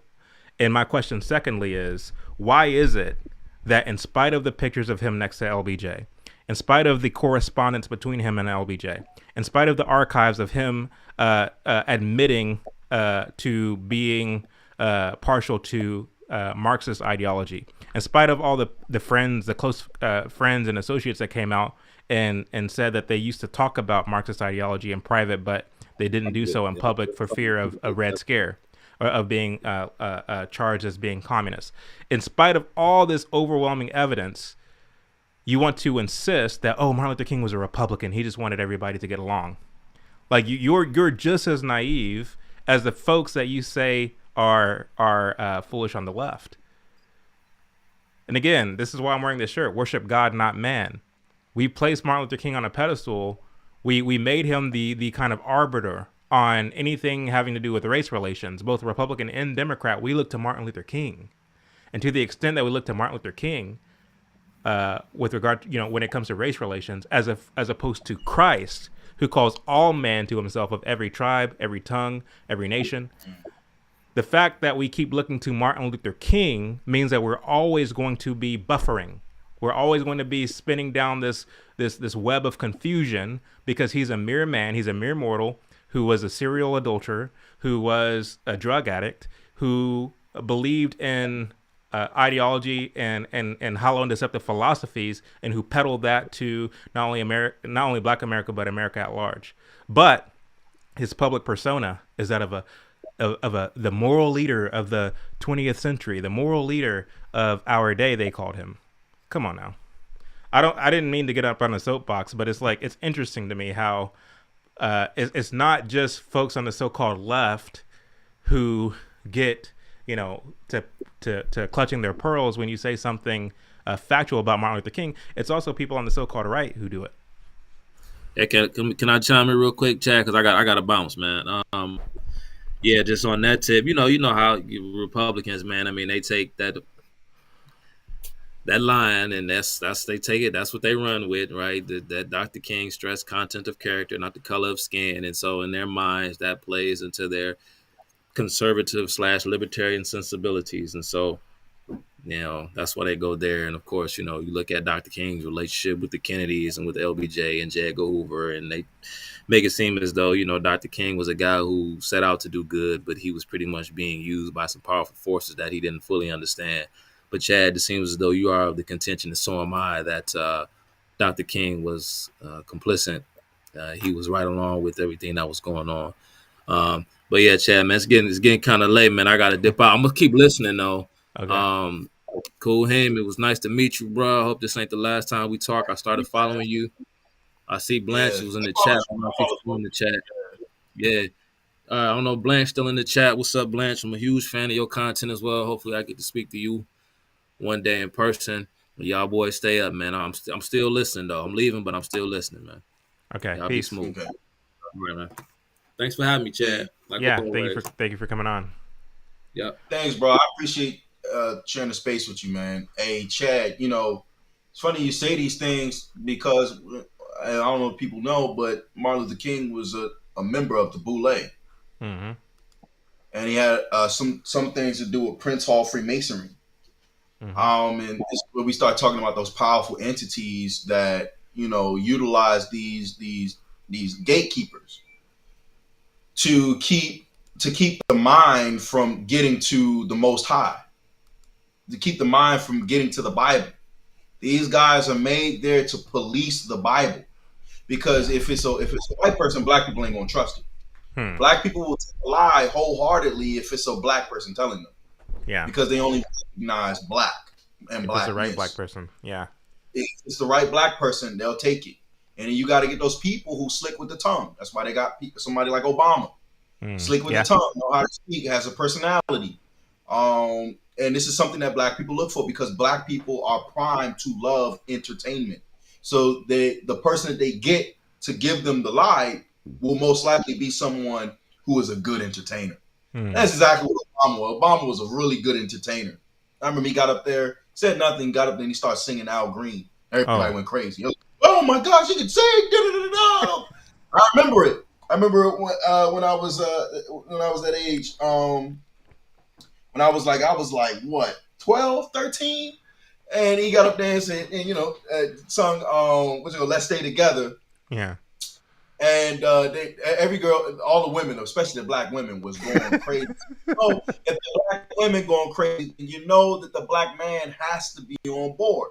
Right. So it just what you're saying about Martin Luther King is so. I mean, it's so true. It's something. When I came to the realization, man, I had to mourn it. I had to mourn Martin Luther King as I knew him, because as a kid I was taught, man. I grew up watching Our Friend Martin. You know what I'm saying? That's a classic.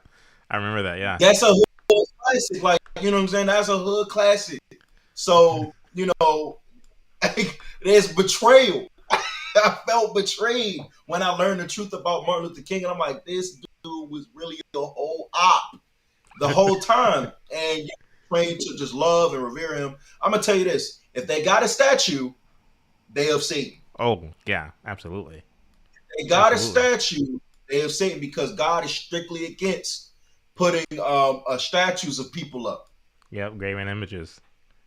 Graven images. So if they got a statue, they was a part of Satan's army. Exactly. 100%. Let's see what else these fools have to say.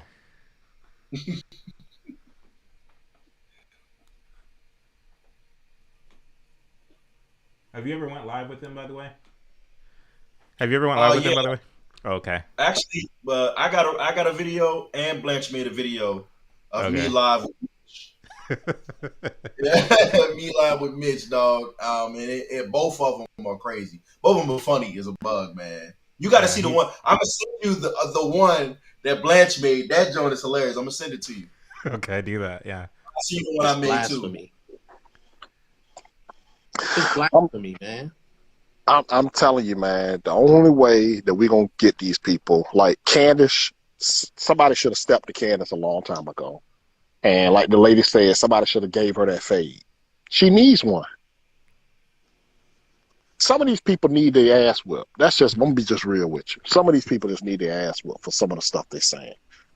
Because you can't dip that low as a human being with no morality, no type of thought process to think that's a good thing to do, to betray your people like that, man. MLK, I mean, what he's done for the country, and this dude just wanted to completely shit on his legacy, and then talked about Barry Goldwater as a decent person. But he's nonstop ignorance, man. I mean, you can't make this stuff up. Barry Goldwater was a staunch racist. Yes. You know what's funny about this is like here they are, right? And they're peddling the same talking points from the text, from the content of our textbooks from when we were in middle school. They haven't advanced past the propaganda that we all received in grade school, right? So they bought the indoctrination, the revisionist history that was taught to all of us in school. They have planted their stake in that. They have solidified that in their mental psyche, and they haven't moved past that. And to the extent that somebody dares to pick up a book and read for themselves and do their own research and find that a lot of what we were taught was nonsense and propaganda, oh, now all of a sudden this is an enemy. Oh, you're blaspheming against everything that we learned in grade school, right? So it's like, I'm not impressed that you believe everything that you were taught in grade school. Like, that doesn't impress me, right? That doesn't make me want to stand up and give you a standing ovation, right? Just because you believe what you were taught in grade school. Like, you were taught that Barry Goldwater was a racist. You were taught that Martin Luther King was a hero. Like, you were taught those things. Now, if you look at the facts, hell, if you look at a Wikipedia search, you'll find that a lot of the stuff is either untrue or is half the truth. Or, you know what I mean? So it's like, like basic research will give you, those facts, but it's like you want so badly to believe everything you've been taught growing up that anybody who says anything different is the enemy. So,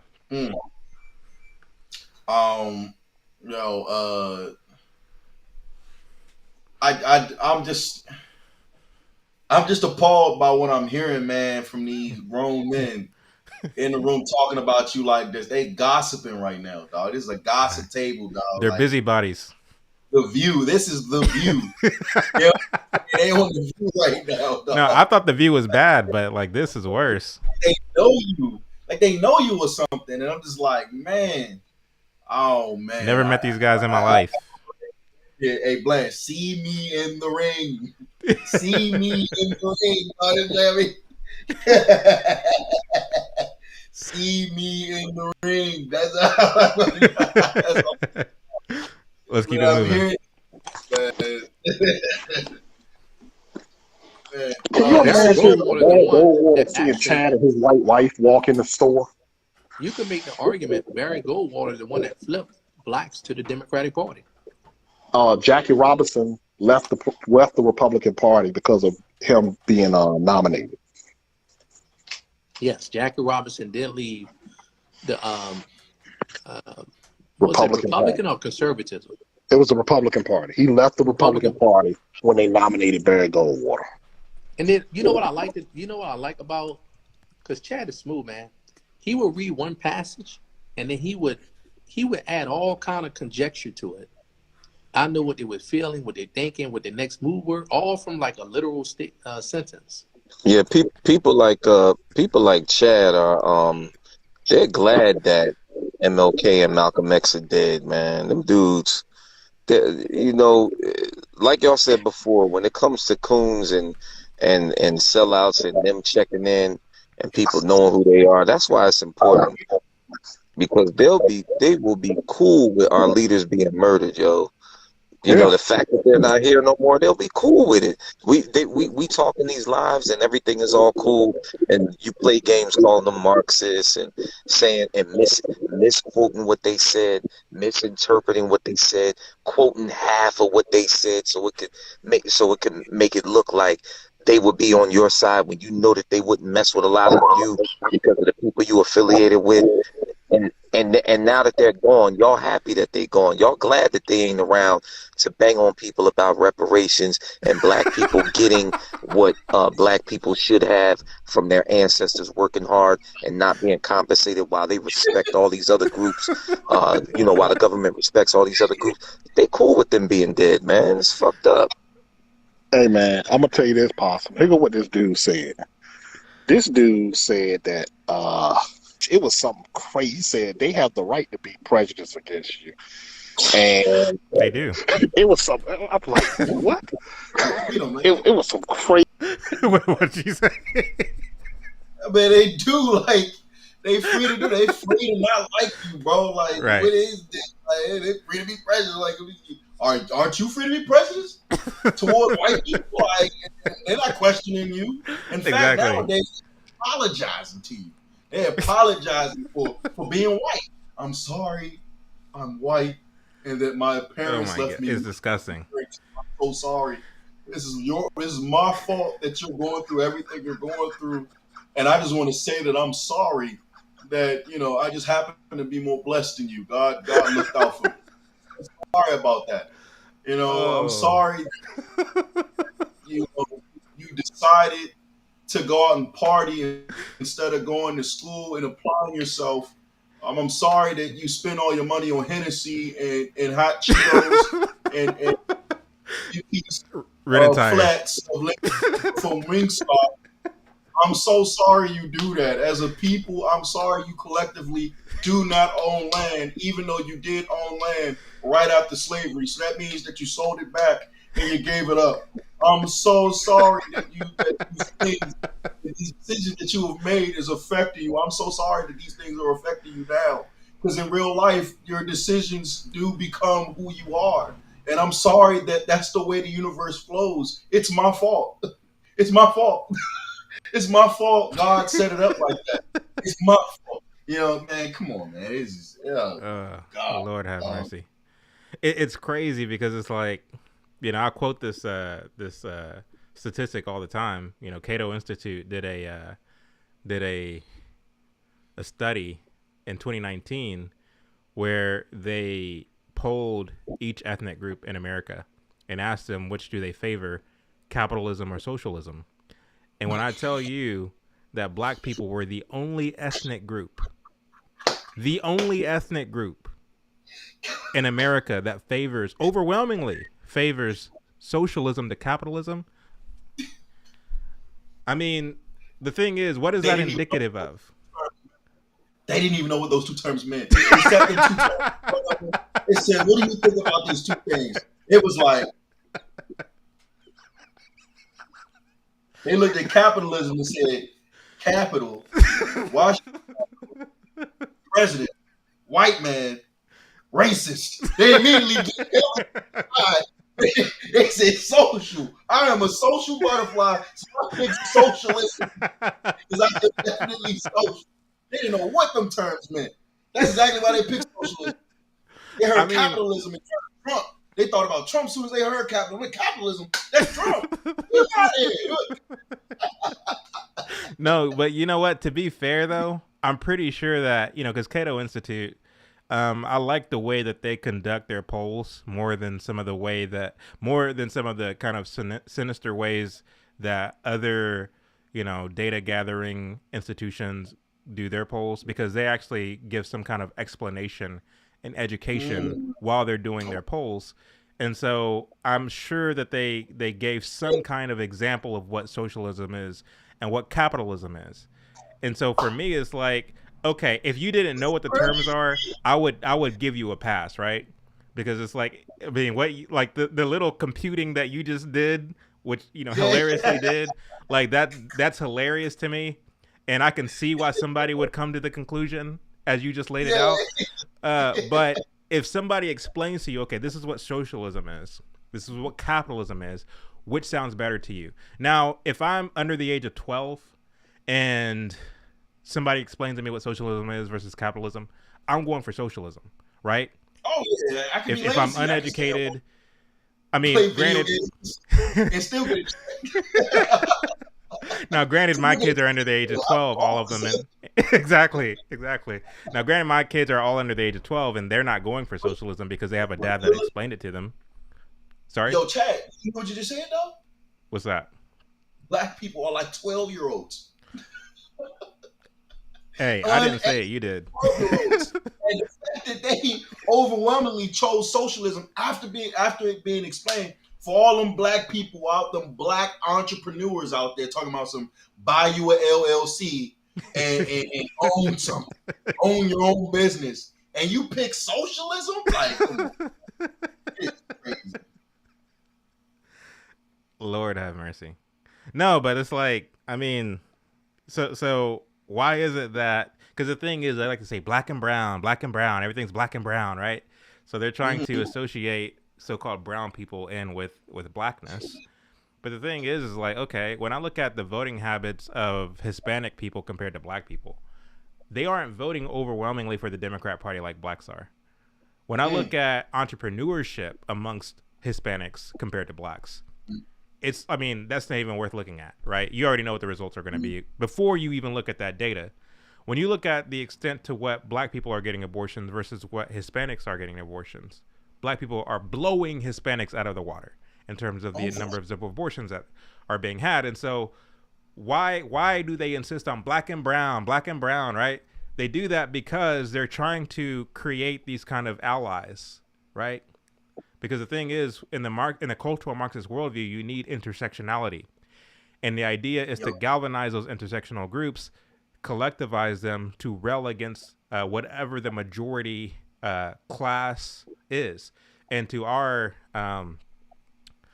illiterate minds, our collectively illiterate minds, it's really easy to look at somebody and to see that they are a certain skin color and associate certain, like, oppression to a certain skin color and privilege to another skin color. And this is why it's easy to use friction of races. This is why, I mean, if you look at the 1928 Communist Comintern, they talked about exactly what I'm talking about in terms of using the racial history in America, exploiting that and using that to galvanize the Negro worker. Right. So this was their plan all along. Manning Johnson talks about this in his farewell address, as well as in Color Communism and Common Sense, where the Marxists went out of their way to create race issues. He says, and I verified this with my own research, that black people and white people in the South were getting along, and they were getting along very well, that they were making huge strides. And not they were making such huge strides that the Jim Crow laws were beginning to fall off the books. They were being repealed just because they were infeasible, right? It didn't make any economic sense. Black businesses were serving white customers. White businesses were serving black customers across the South. Of course, you still had your pockets where they weren't going for it, right? But the thing is, even to the extent that you have severely prejudiced people who are legitimately prejudiced, I believe as an American that you have the right to conduct yourself in whatever way you see fit, so long as you're not physically harming somebody, right? Right. That's what I believe. I don't think the government should have the right to come in and tell you that with your small business, you must serve X, Y, and Z. You have to hire X, Y, and Z. It's my business. I built it. I pay you taxes. It's it's because of my small business that you are employed in Washington or in my state capital or, in my local city council hall or city hall. It's because of my tax dollars that you even have a job. So chill out. I'm going to run my business the way I see fit. I believe that. Right. If a white person wants to deny me service, they should have the right to do that. And I should have the right as a consumer, as a spender, to spend my dollars with his competitor so as to drive him out of the business. There's no reason for me to get the government involved at all. But to think in those terms requires you to be an adult. It requires you to not be so fragile to where you're 34 years old and you feel the need to spend however long talking about a single person, not based on facts, but based on your own hatred and ignorance, right? Right. I mean, we're talking right now on this live, but it's like we're bringing facts, we're bringing numbers, we're bringing statistics, and not only that, we're bringing it back to, look, you need to be resourceful, you need to be a man, and you need to stop complaining. So there's a vast difference. We're not gossiping. We're showing and dissecting the ignorance of what they're talking about. And in a roundabout way, we're telling you, look, it's on you to be resourceful. My hope for these guys is that they would repent. They'll turn their back on the foolishness and they'll become men. I don't see that happening because their minds are too far gone. But they're deep in it. They're poisoned at this point, and they're loving the poison. I don't wish anything bad on them either. I want them to realize that what they're saying is what they're believing in is lies, because once they come to that realization, they'll make great allies. And once they turn their lives around, they'll make great allies. I want more and more allies. That's what I want. I don't want to diminish. I want to grow. I'm all about growth. And at times they may say something that may make me like, bro, see me with the hands real quick. See me in the ring. Like, that may make me want to say, see me in the ring.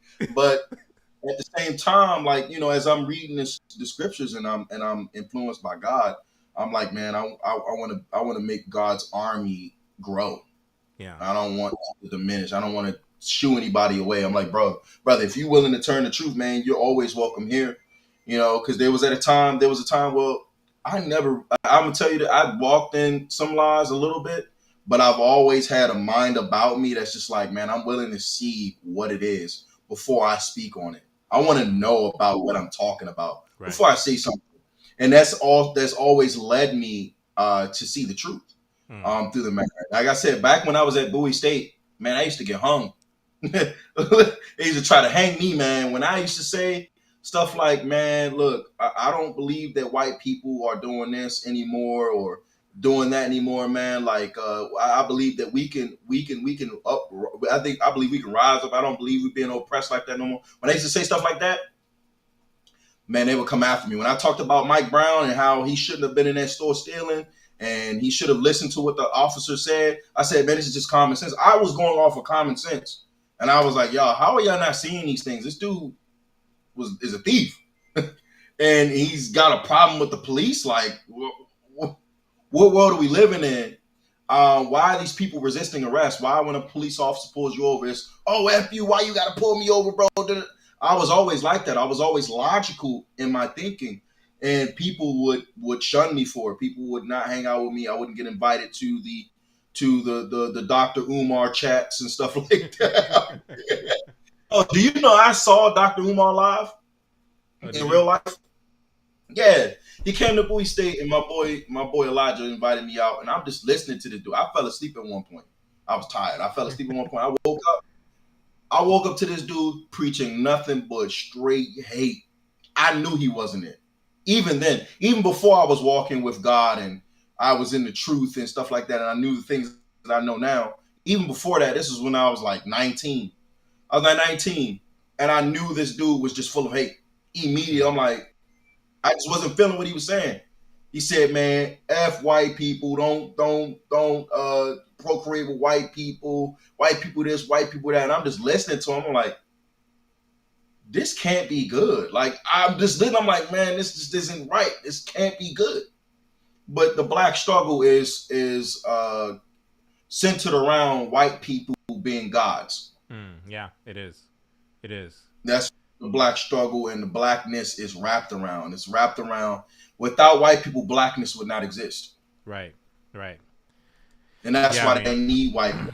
Need to keep that struggle like fueled and that fire raging. Because if black people, if white people were to disappear, that would be black people's worst nightmare. Well, this is why I say all the time, like, you know, the words Black Lives Matter said a different way is white love matters. You know what I mean? Because if Black lives really mattered to those who are the most adamant about the organization, yeah, exactly. I mean, if they were so to the extent that you have individuals who are still down with Black Lives Matter and who still justify it and advocate for it, again, said a different way, what they mean is white love matters. Because if Black life really mattered to them, then they will talk about not systemic racism that doesn't exist, but they would talk about what certain blacks need to do to better their situation in life, right? Stop killing each other. Stop complaining about everything. Seize the opportunities that are made available to you, that are afforded to you in America. Just be a man or be a woman, right? And you'll see life work out for you. If they really cared about Black life, they'll talk about the things that matter, the things that actually produce results. Right. They wouldn't talk about something that's happening in the ether that's not real, that's not going to yield any positive results for anybody, right?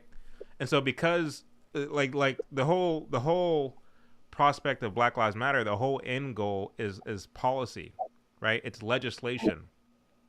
It's, in a sense, the desire to erode the Constitution, to expand the power of the government, and to crack down on the freedom of the citizen, of the patriot. That's the desire of Black Lives Matter. And so they're willing to use sensationalism. They're willing to use emotionalism. They're willing to use just appealing to the lowest desires of humanity in order to get policy to pass that's not going to positively benefit anybody, especially Black folks. And so the policies, ironically, that they're pushing for makes conditions worse for Black people than better. And so that alone tells me that you're not interested in anything positive for so-called Black lives.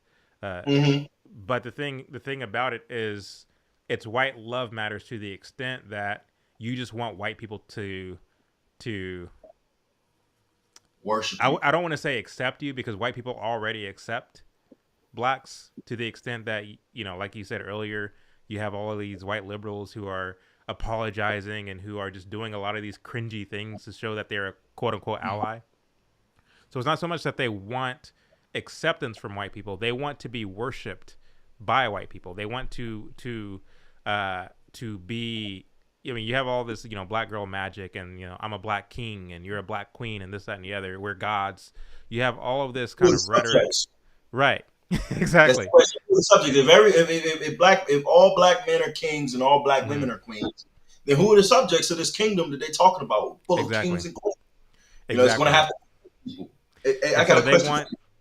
Who is this person talking to? Sorry? Who is this person talking to right now? Once you listen to this.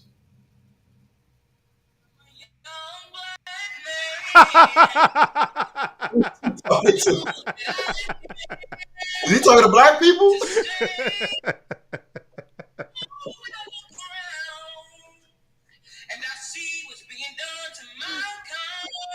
Oh my Who is he talking to?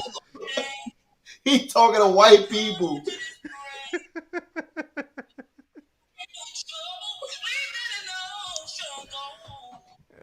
Lord have mercy.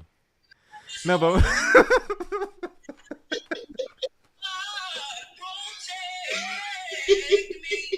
but the question is, who is he talking to? He has to be talking to white people. He said, "You're the only one who can save me. Please help." But that's my point. Yeah, I just want to live. Like what? No. I just want to live.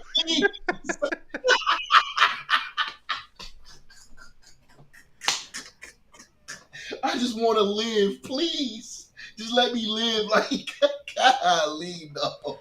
And the thing is, like, you're not even being like hunted like that. You know what I mean? Like, you're not even like nobody's coming for you like that.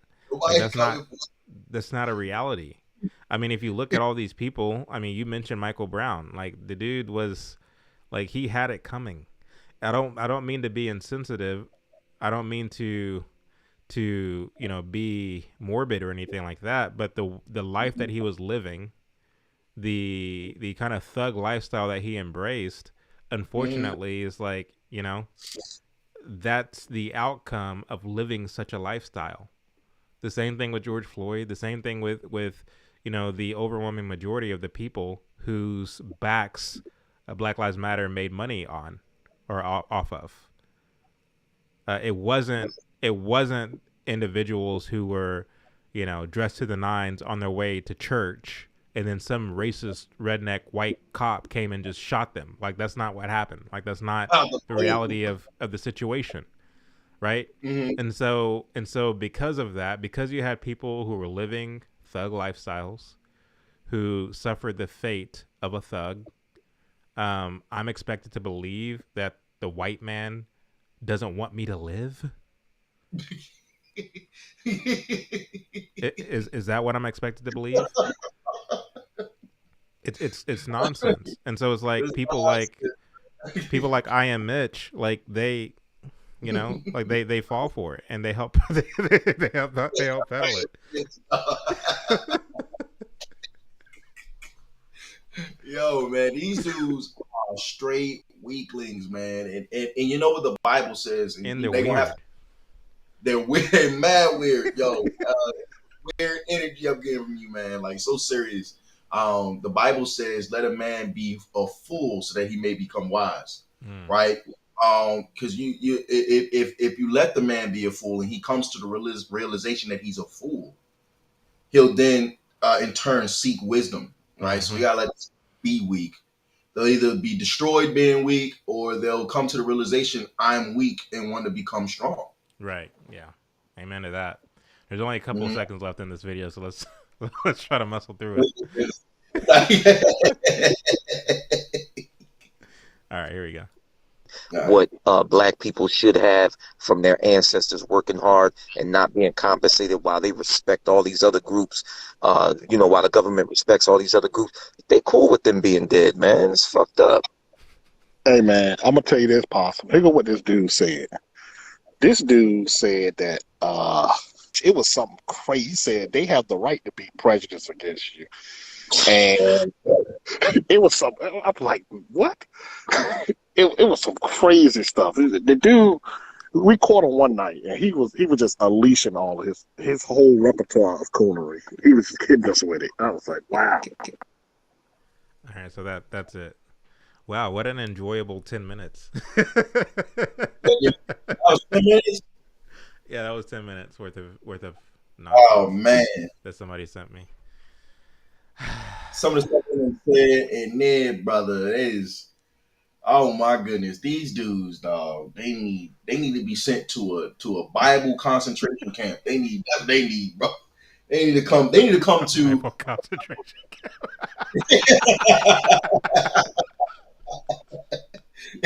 Yo, they need to come to the place I work at with them kids. Them kids listen more than they do.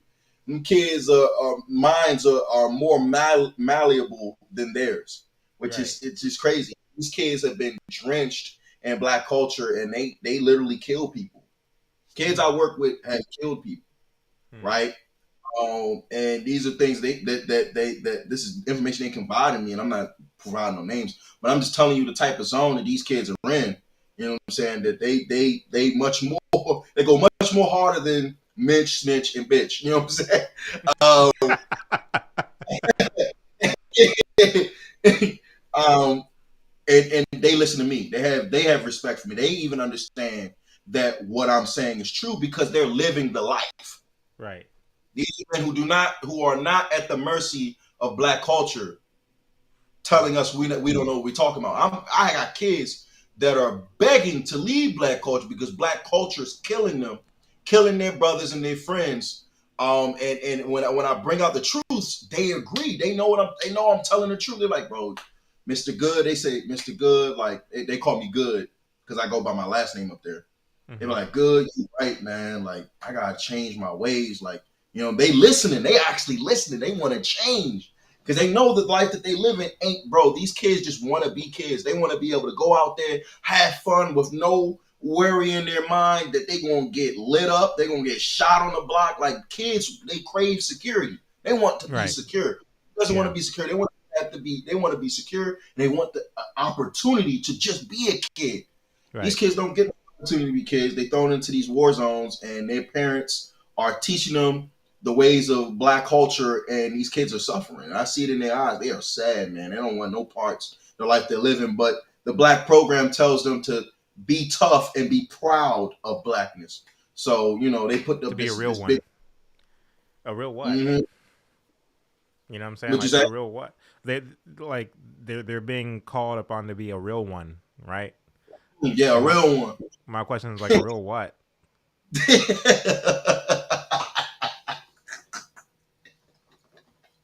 A real what? That's a good question. A real what? What does that even mean, yo?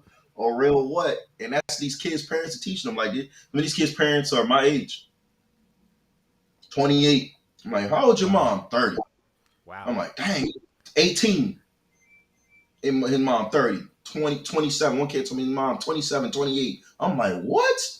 And I'm like, what's amazing about that is that, like, you know, I made a video not too long ago about how, like, once upon a time, the people to emulate, as far as black people in America are concerned, were the pastor when he wasn't preaching like this Marxist social gospel that Martin Luther King introduced into the black church. The person to emulate was the entrepreneur. The person to emulate was the father. These were the people to emulate, and the so-called black community. And it wasn't until, you know, again, the church was co-opted. You had all these people who adorned themselves with reverend in front of their names, who began to push blacktivism very hard. You had the emergence of blaxploitation, which glorified thugging and pimping and hustling, and they were able to subliminally communicate this message of, like, you know, working a 9 to 5 ain't enough. Like, I need to hustle. I need to be in these streets, this, that, and the other. And so what that did, in part, There were other things at play too. Just a lack of character, right? What that did was that pushed this kind of futile, frivolous behavior among blacks, where it had a net result that reverberated throughout Black America, where the shame element was completely gone. So not only do you lack shame, you also lack character, and that breeds debauchery, that breeds out of wedlock birth, that breeds high crime rates and drug use and so on and so forth.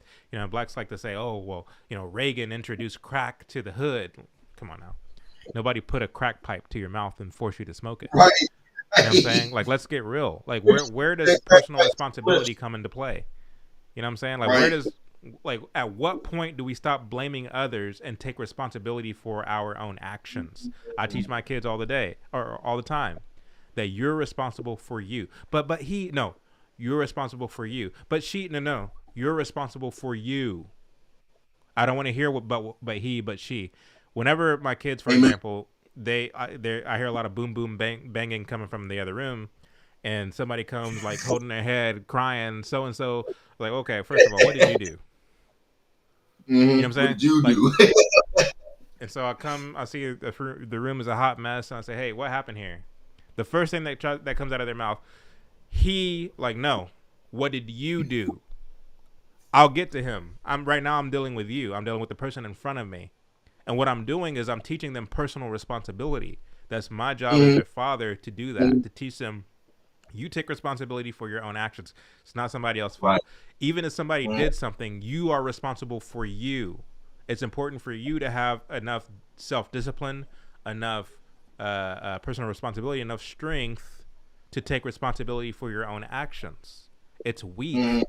It's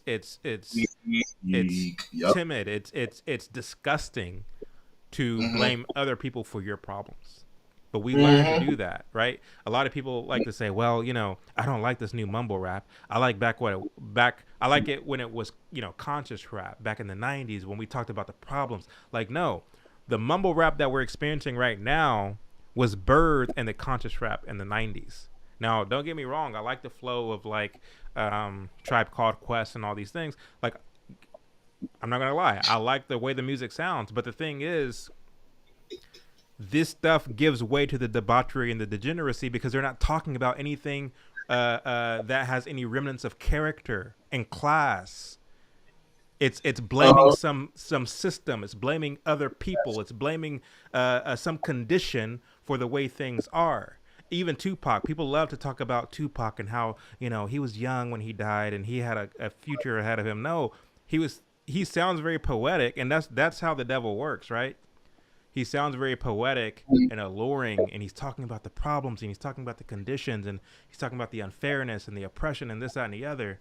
He's telling young Brenda, he's telling Brenda that it's up to the community to watch out for so and so and all these different things. So it's like, okay, I hear what you're saying, but I'm listening to the music, and it's like he's still preaching collectivism. Yep. I like to read between the lines, right? And I'm sorry for anybody in the comment section who's a huge Tupac fan, but it's like, dude, I'm for God's kingdom. I'm for the word of God. You know what I'm saying? And so it's like, to the extent that things deviate from that or subvert that, I want to call it out for what it is. And that's just who I am. So. Well, Tupac was not, he was anti-Bible. Like he said it on multiple occasions. He was like, he said, Bible talking about heaven. He said, no, I don't need that. I'm in heaven right now. See where we at? Flat screen TV, video games. Yeah. We in heaven right now. And I said, Dr. Umar said the same thing. And this is what let me know that this dude is he's demonic. Yeah. He said the Bible says that you have to die to get riches. He said, man, I don't want that. I'm against that. Dr. Umar came out his own two lips and said that. And I was like, okay. And you got people from the black church rallying behind this man, rallying behind people like Tupac. I was just talking about how I'm telling you, they're giving us our leaders to look up to. They're giving us the people to look up to. They're giving us our mouthpiece. I was like, who told Tupac to speak for black people? Who told him that? Did black people come collectively together to tell him to speak for us? Or who told Dr. Umar to speak for us? Who is allowing these people just to speak for us? I'm just like, who's telling these people it's okay? I rarely hear the politicians that we vote in to office speak for us. So how are these celebrities just coming out the creases? Why have they been given platforms to speak for the people? And this is by design. All they got to do is show it on TV over and over and over and over and over again. All they got to do is show it in the movies over and over and over and over and over and over again. How you a part of the black church, but you look up to gangsters? Right. That makes no sense. You a junior deacon, but you want to be a rapper. How do those two things compute? And I know they're not teaching the kids the Bible either. They're not teaching the kids the Bible. You know, and it's just like it's all jacked up. I mean, it's all jacked up, bro. No, it is. And the thing about it, you know, Blanche has a shirt that says, Blanche sells a shirt. If Blanche is still in the comment section, I can't see the comments from where I am, but you know, leave your store in the comment section so people can go buy it. But Blanche has a shirt that says, "I'm not black, I'm free," and I'm gonna buy both y'all shirts. Yeah, I'm gonna get your worship God, not man. Yeah, worship God, not man. Yeah, I'm gonna get both y'all shirts. So Blanche has a shirt that says, "I'm not black, I'm free." And the thing is like, you know, to the question that you ask of like, who put these people at the like as our head, where we have to follow them? You know what I'm saying? Mm-hmm. Like for me, it's like the reason why Blanche's shirt resonates so well with me, and the reason why I'm saying yes and amen to that is because like in the Bible, it literally says, you know, in Christ there's no longer slave nor free, you know, nor female, Jew nor Gentile, for we are all one in Christ. And so to the extent that a person repents and trusts in Christ, right, you are made, you are included amongst God's remnant, right? And so you don't have a color anymore. You no longer identify with worldly ways of identifying. And so, you know, what's interesting about that recording that we just listened to, I don't know if you heard, you know, earlier in the recording when they were saying, you know, Chad didn't grow up around us, he were isolated from us and this and the other. Is like they want so badly. Yeah, exactly. They want so badly to cling to blackness. Blackness is more than just what your skin color is. It's an identity. It's a mindset. It's a whole identity, man. Yeah. Remember what I told you? And so, I told you. And so to the extent that a person like me doesn't identify with the mindset, they want to excommunicate you and say, oh, you're not one of us. You're a sellout. Okay, thank you. I'll accept that. I'm glad you recognize that. You know, people don't know this, but the word Christian, this wasn't something that they came up with. Oh, okay, we're going to start calling ourselves Christians. They were called Christians by other people who weren't Christians because they loved Christ so much. They wanted to follow Christ so much. And because they made their identity in Christ, they were called Christians by others, right? And so I'm glad when people say, oh, you're not one of us. Right. Yeah. Yeah. And so I'm glad when people say, oh, you're not one of us. You're not black. You're not acting black. Thank you. I appreciate the compliment. Although they don't mean it as such, they mean it as a pejorative. They mean it as a put down. I'm glad when you recognize that I'm not acting what you perceive or acting like what you perceived as black. Like I'm happy that you are acknowledging that. Thank you. So indeed, I agree fully, man. This is this right here, this big old. And you're right. The remember what I told you? I said, and I coined these words. I said, they're using black people to usher in the new world order. Right. And once I saw the truth, I was like, this is exactly what they're doing.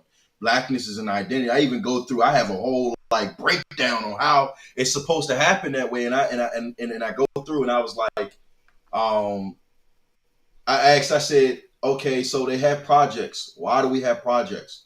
What are projects for? Right? What's the purpose of a project? They say, oh, because they want to destroy us as a people. I was like, well, you're still here. They want to kill us. They want to get rid of us. I'm like, oh, well, you're still here. So that they obviously didn't go through with what you're thinking that they was using it for. I said, then what other possible reason could they be using it for? What other reason would they have a project for? A project. Think of the literal terms that you're hearing. It's a project. What is this project? What is the conclusion of this project? Because when you do a project, you do it on a small scale so you can get the results. And if the results are what you want it to be, then you want to do it on a larger scale. So what are the results of this project? So what have they created through this project? Oh, they're like, what do you mean? You, dummy. They created you. You know what I'm saying? This is what they wanted. You're still around. They're feeding you. They're feeding you so that you can stay alive. So if they created you on a smaller scale, then they want to create you on a larger scale. And remember, I told you it all connects, because if you listen to the New World Order of Barbarians, where Dr. Richard Day comes out, and the man who is one of the founders of Planned Parenthood, Dr. Richard Day, comes out and speaks on the New World Order of things that's going to happen.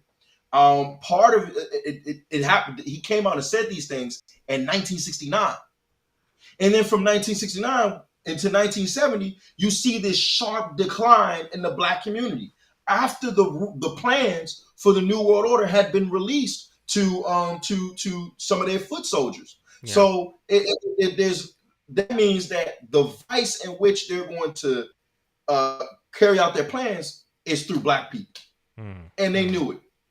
This is why we get the project. The project started once the plans were released, and they knew what people they were going to use. They said these people, and that's otherworldly knowledge. And we could say, this is satanic. This is a satanic agenda. So Satan was behind these plans, because no human's going to come to the fruition of those type of thoughts. So that's deep. That's when you get real deep into it. But I knew what was happening, and as I started connecting the dots in my head, I said, "Yeah, they're using Black people to usher in the New World Order." Who is proud of evil? Black people. They're proud of it. Think about all the posts that you see on TikTok, and when a Black person does something that's you look at it, you like, man, that's ugly, and people will be down there. I love our people. I just love I love our people. Oh, it's only our people that can think of that. I love our people, and I'm just saying this is just the empty. They love this empty culture that's full of evil, right? And this is what Satan wants: people proud of sin. That's where you're at the point of no return. That's why when we talk about these people, that is the Antichrist spirit right there. That's what Satan wants right there. People proud of nothing, right? Just their brains are just broken in two. They hate the truth. When they hear the truth, their ears burn, because at that point, you're at the point of no return.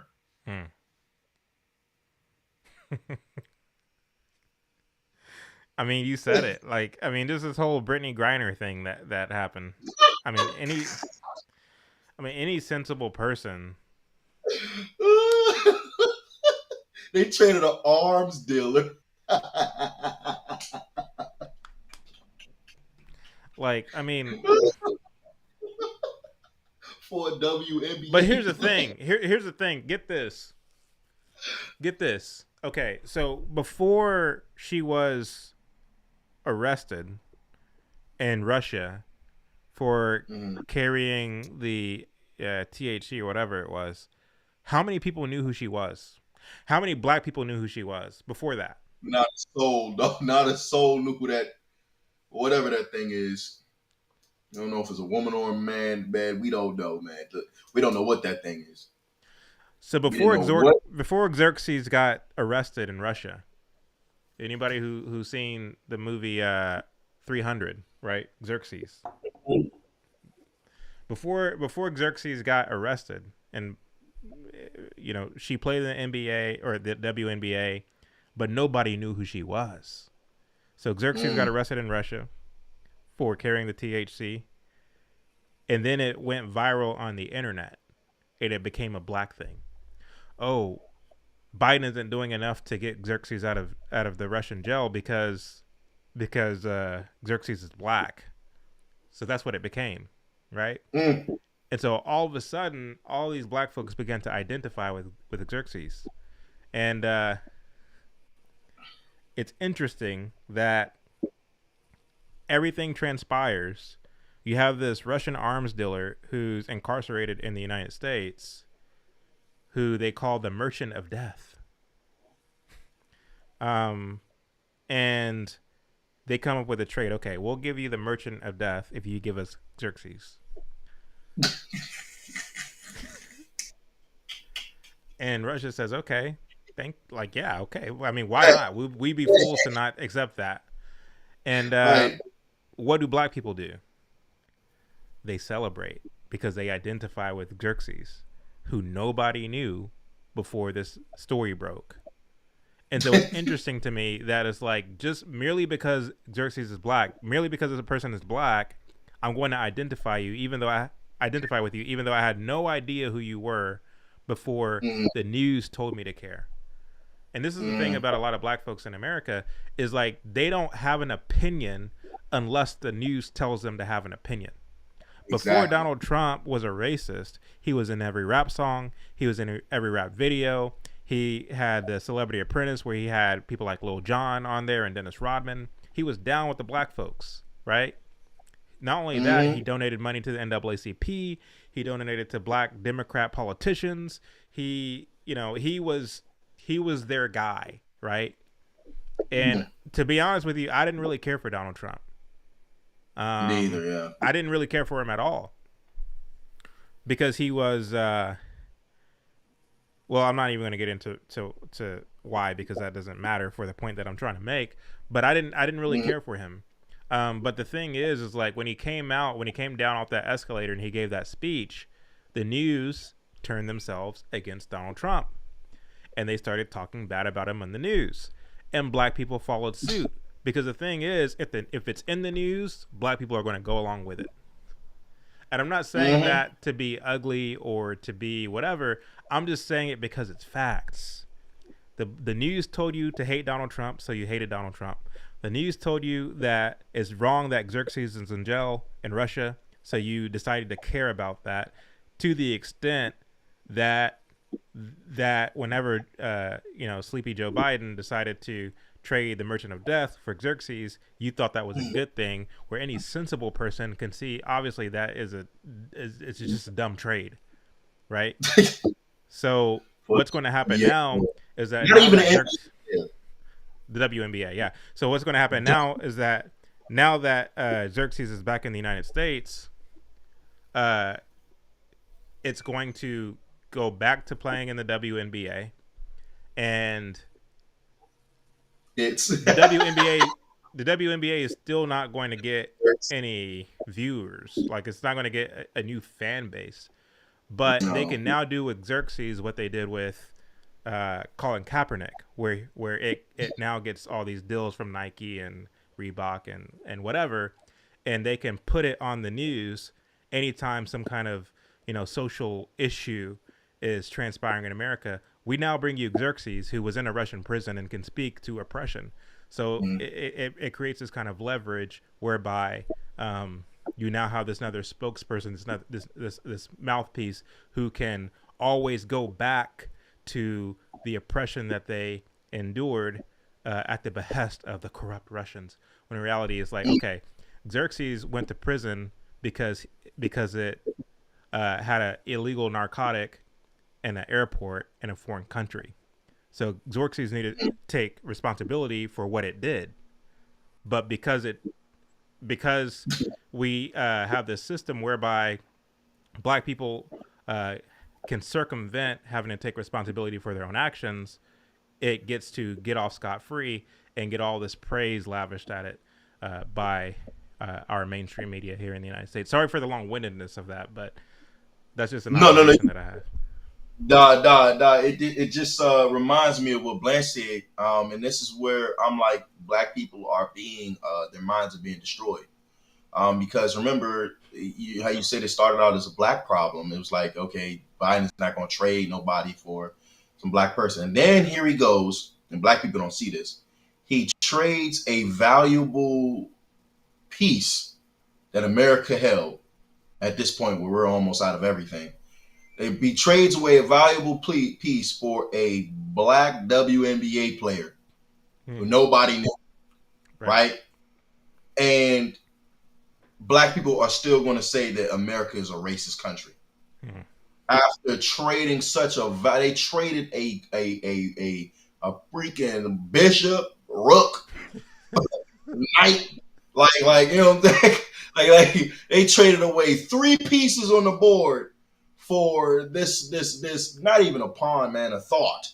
I wouldn't even call that a pawn. That's a what is I guess we'll say, okay, for a pawn, and black people will still say they don't value us. This is a racist country, and this is where Blanche comes in. Blanche said that they are erasing the black struggle right in front of your face, and you don't even see it. That's how they're erasing the black struggle. And at some point, black people will have nothing to say. Right. They will have nothing to say at some point. And at that day, that's going to be the saddest day in black history. It'll be the saddest day in black history, bro, because they're going right back in the chains. I'm telling you, they're going right back in the shackles and chains right after that. Once they run out of excuses, they're going right into slavery. And it's going to be voluntary this time. Please put me in the shackles.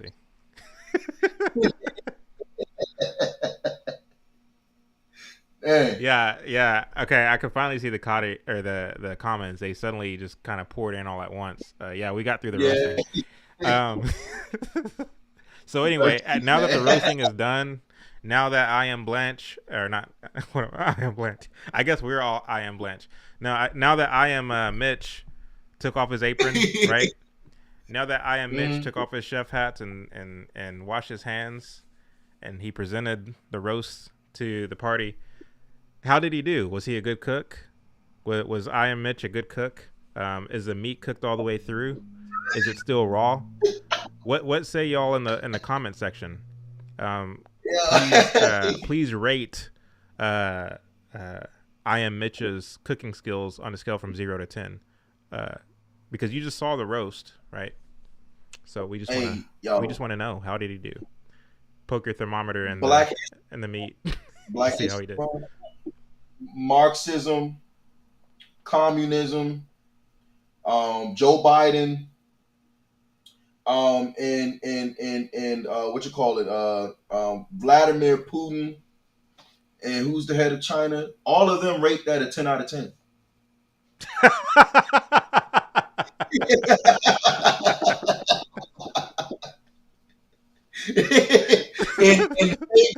in favor of the fall of America. I mean, but the thing is, like, I am Mitch is right where they want them. You know what I'm saying? Yeah, we really want Mitch on, man. Dang, like the mindset of I am Mitch, like, like their mind is right where everybody you just mentioned want them. Yeah, 10 out of 10, dumb, baby. Blind, right on time. World retarded. Order, Agenda 2030, the Pope. Who else? The United Nations. They all rate that a 10 out of 10, baby. Yeah. It's a hood classic. And I am Mitch is like, how did I do? Did I do well? They're like, yeah, you did well. Keep doing what you're doing. You're making us proud. Yeah, minions, bro. They some minions, man. You did well. No, you know what's funny about that? If you take I am Mitch, right? And you take myself, you, Chuck, Blanche, Craig. If you take all of us and you put us on a stage, much like what they had with the Revolt Summit against I am Mitch, and your audience was a crowd full of black people, right? You know what's sad is that, and you know where I'm going with this, right? Every time I am Mitch speaks, you will have people up on their seats, hooping and hollering, clapping, much like a charismatic church service, as if these people said something just prophetic and profound, right?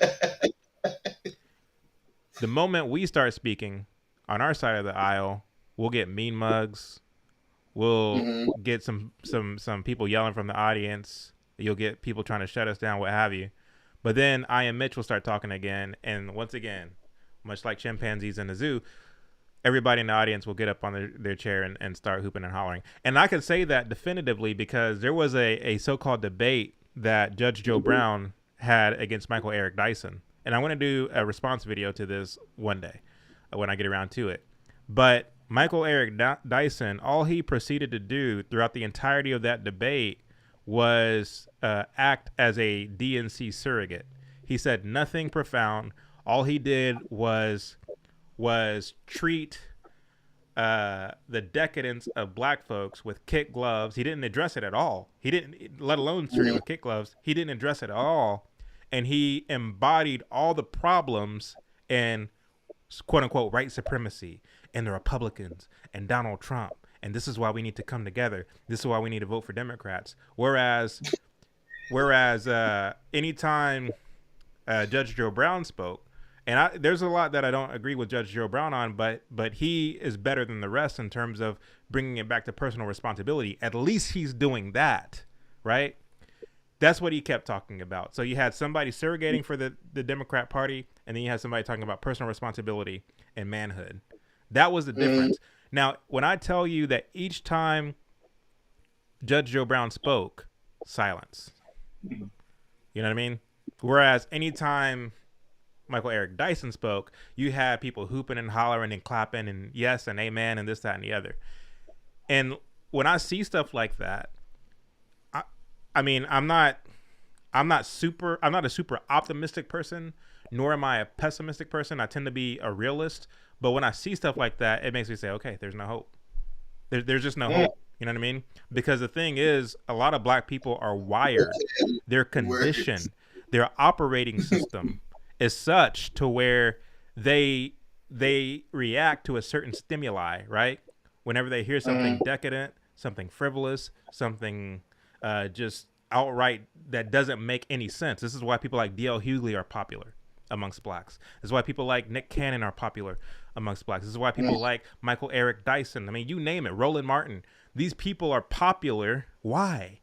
If you listen to what they're saying, it doesn't make any sense. LeBron James is retarded.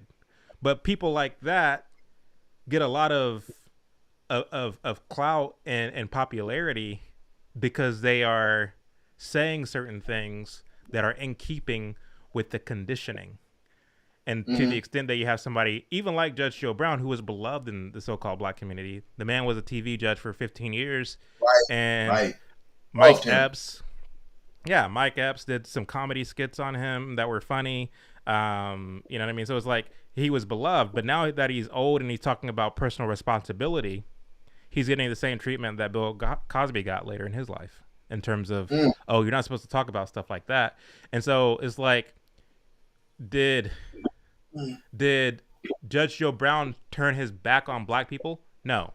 Did Bill Cosby turn his back on black people? No.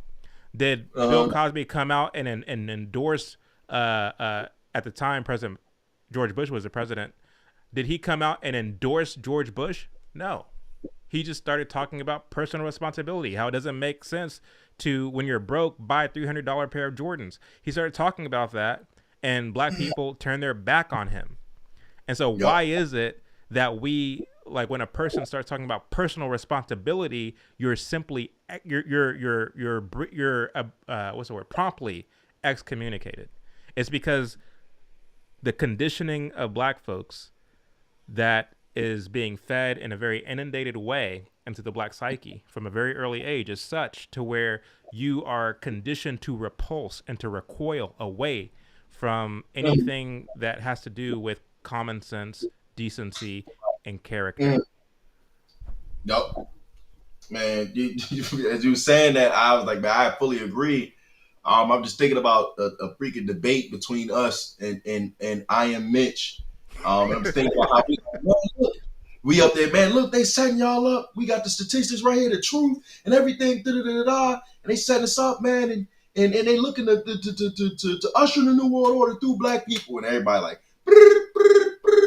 crickets in the crowd. I Am Mitch get up there talking about some blah blah blah blah blah blah blah blah. I'm like, ah! Go crazy.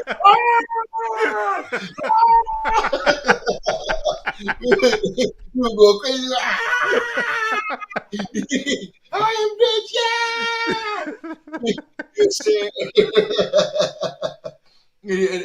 And we get up there, and like, man, look, we got communism coming around the corner. Agenda 2030 on our heels, man. We need to change, man. We need the Bible. Iron Mitch get up there, man, let's be stupid and live in a fantasy land. Yes! Fantasy land! Yeah! We were and Iron Mitch is like, if you agree with everything we saying right now, we got fried chicken, mac and cheese,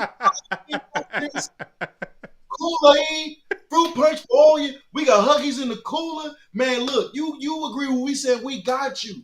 Yeah, soul food. Man, man, that's how they get black people, I'm telling you. Wow. So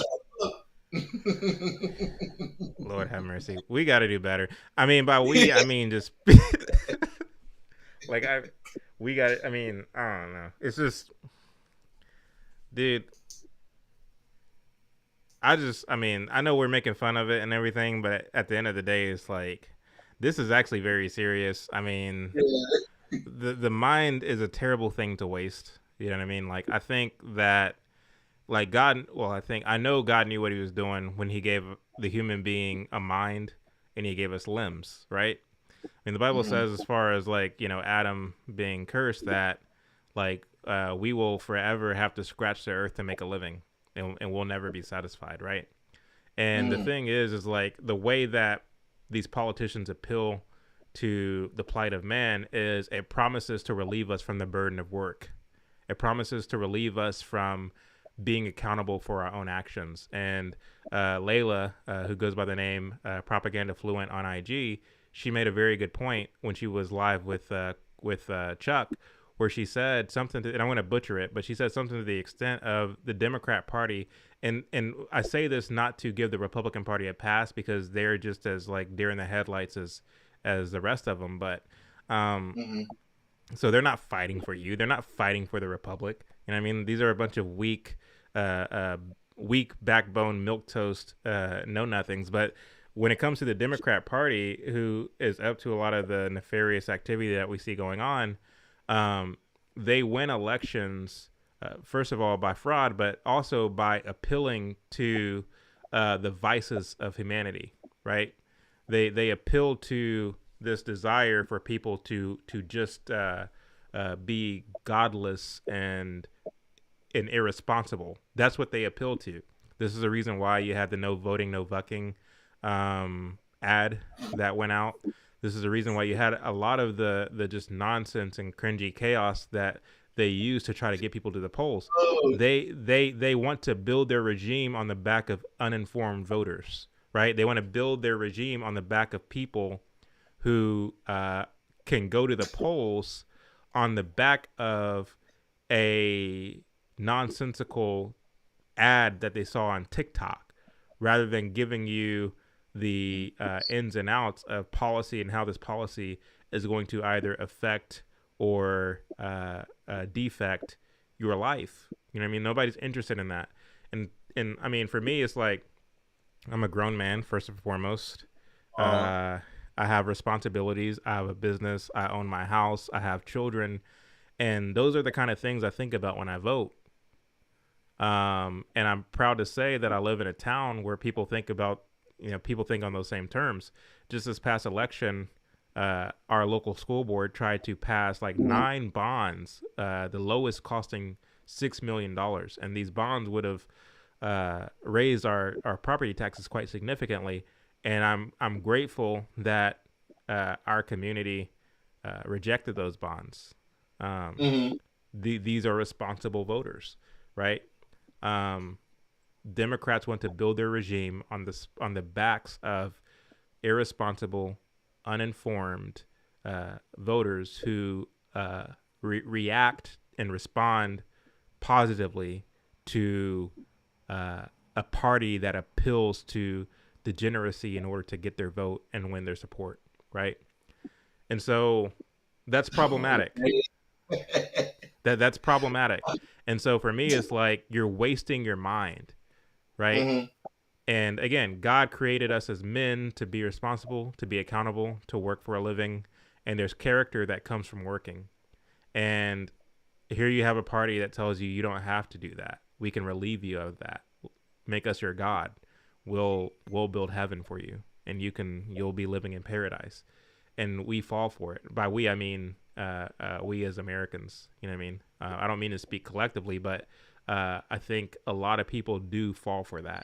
And so it's our jobs as Christians to do what Christ said, to go to the ends of the earth and even within our own circles of influence and preach the gospel. And to the extent that people don't want to hear it, shake the dust off your feet and keep it moving. I'm not going to get worked up. I'm not going to lose sleep over somebody rejecting me. I'm not going to lose sleep over, I am Mitch trying to and attempting to roast me and only proving himself to be a terrible cook. I'm not going to get upset over that, because it's like, dude, you're lost and you're going to suffer and die. The best I can do is warn you, and you're going to make fun of me. You're going to call me a sellout and a coon. You're going to call me all these things, and that's perfectly fine. But in the end, you're the one who's going to suffer and die. It's not me. I want to be in legitimate paradise. I'm going to be in real paradise. You're the one who's going to suffer and die. So repent before it's too late.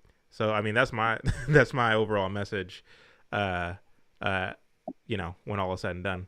I'll give you the final word. Okay. Man, I agree fully with what you were saying. You had some great points. I just I just saw my boy Patrick's comment. He said, "Breaking news: the rest of Mitch's mustache has left his face. That'll be all." Yo, I wish he was there. There was a live with I got on as my second account on Instagram. And Mitch was on with I think Layla. He was on with Layla and two other guys that she goes live with. I don't know about them, but they were live and Mitch was on and Mitch was up there with half a mustache, dog. When I tell you, I sat there and roasted him for like a good hour. Had the whole comment section dying to the point where Layla started reading. They were like, "Yo," they start dying laughing on screen because I'm in there just cutting them up, just flaming them up. And he don't know it's me because I'm in there as a whole different person on my second account, and he don't recognize it as me. But I'm in there flaming them, yo. But yeah, that man doesn't have a full mustache.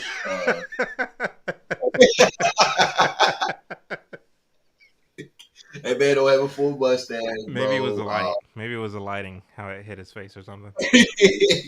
And from one of our videos, man, his wife don't respect him. And we got actual video footage of this.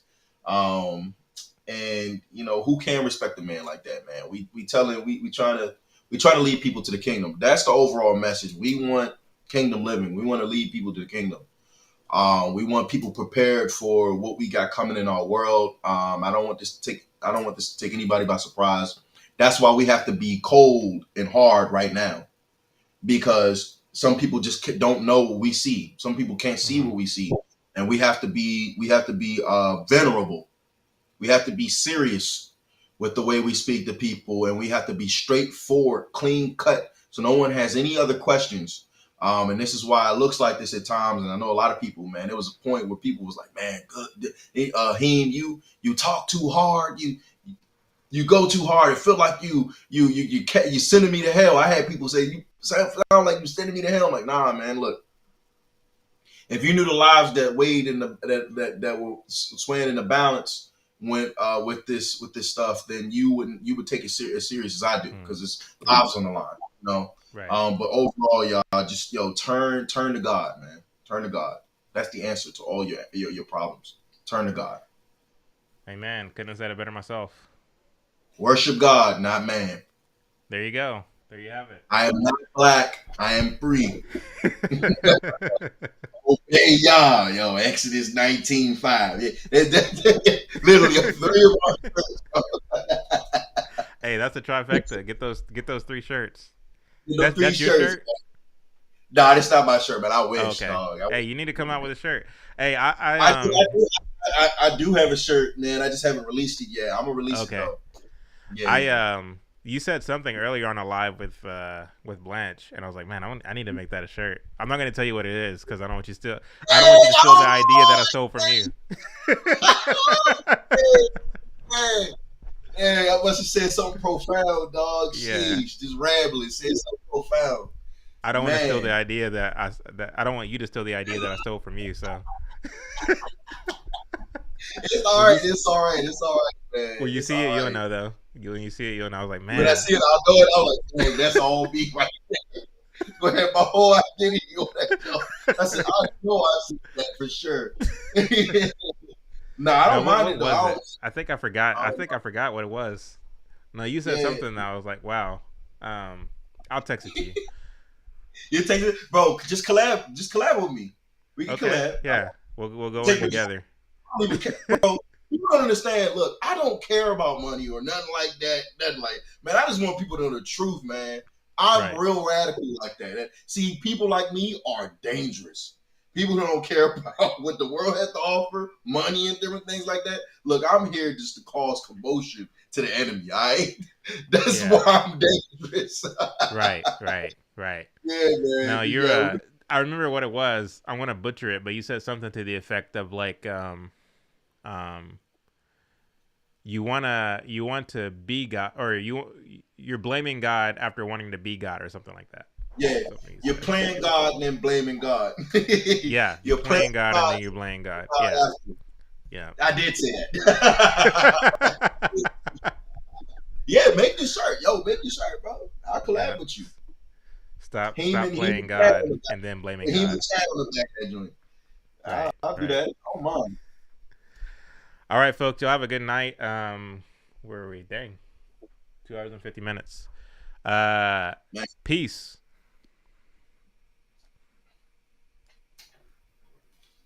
Y'all willing, we will return.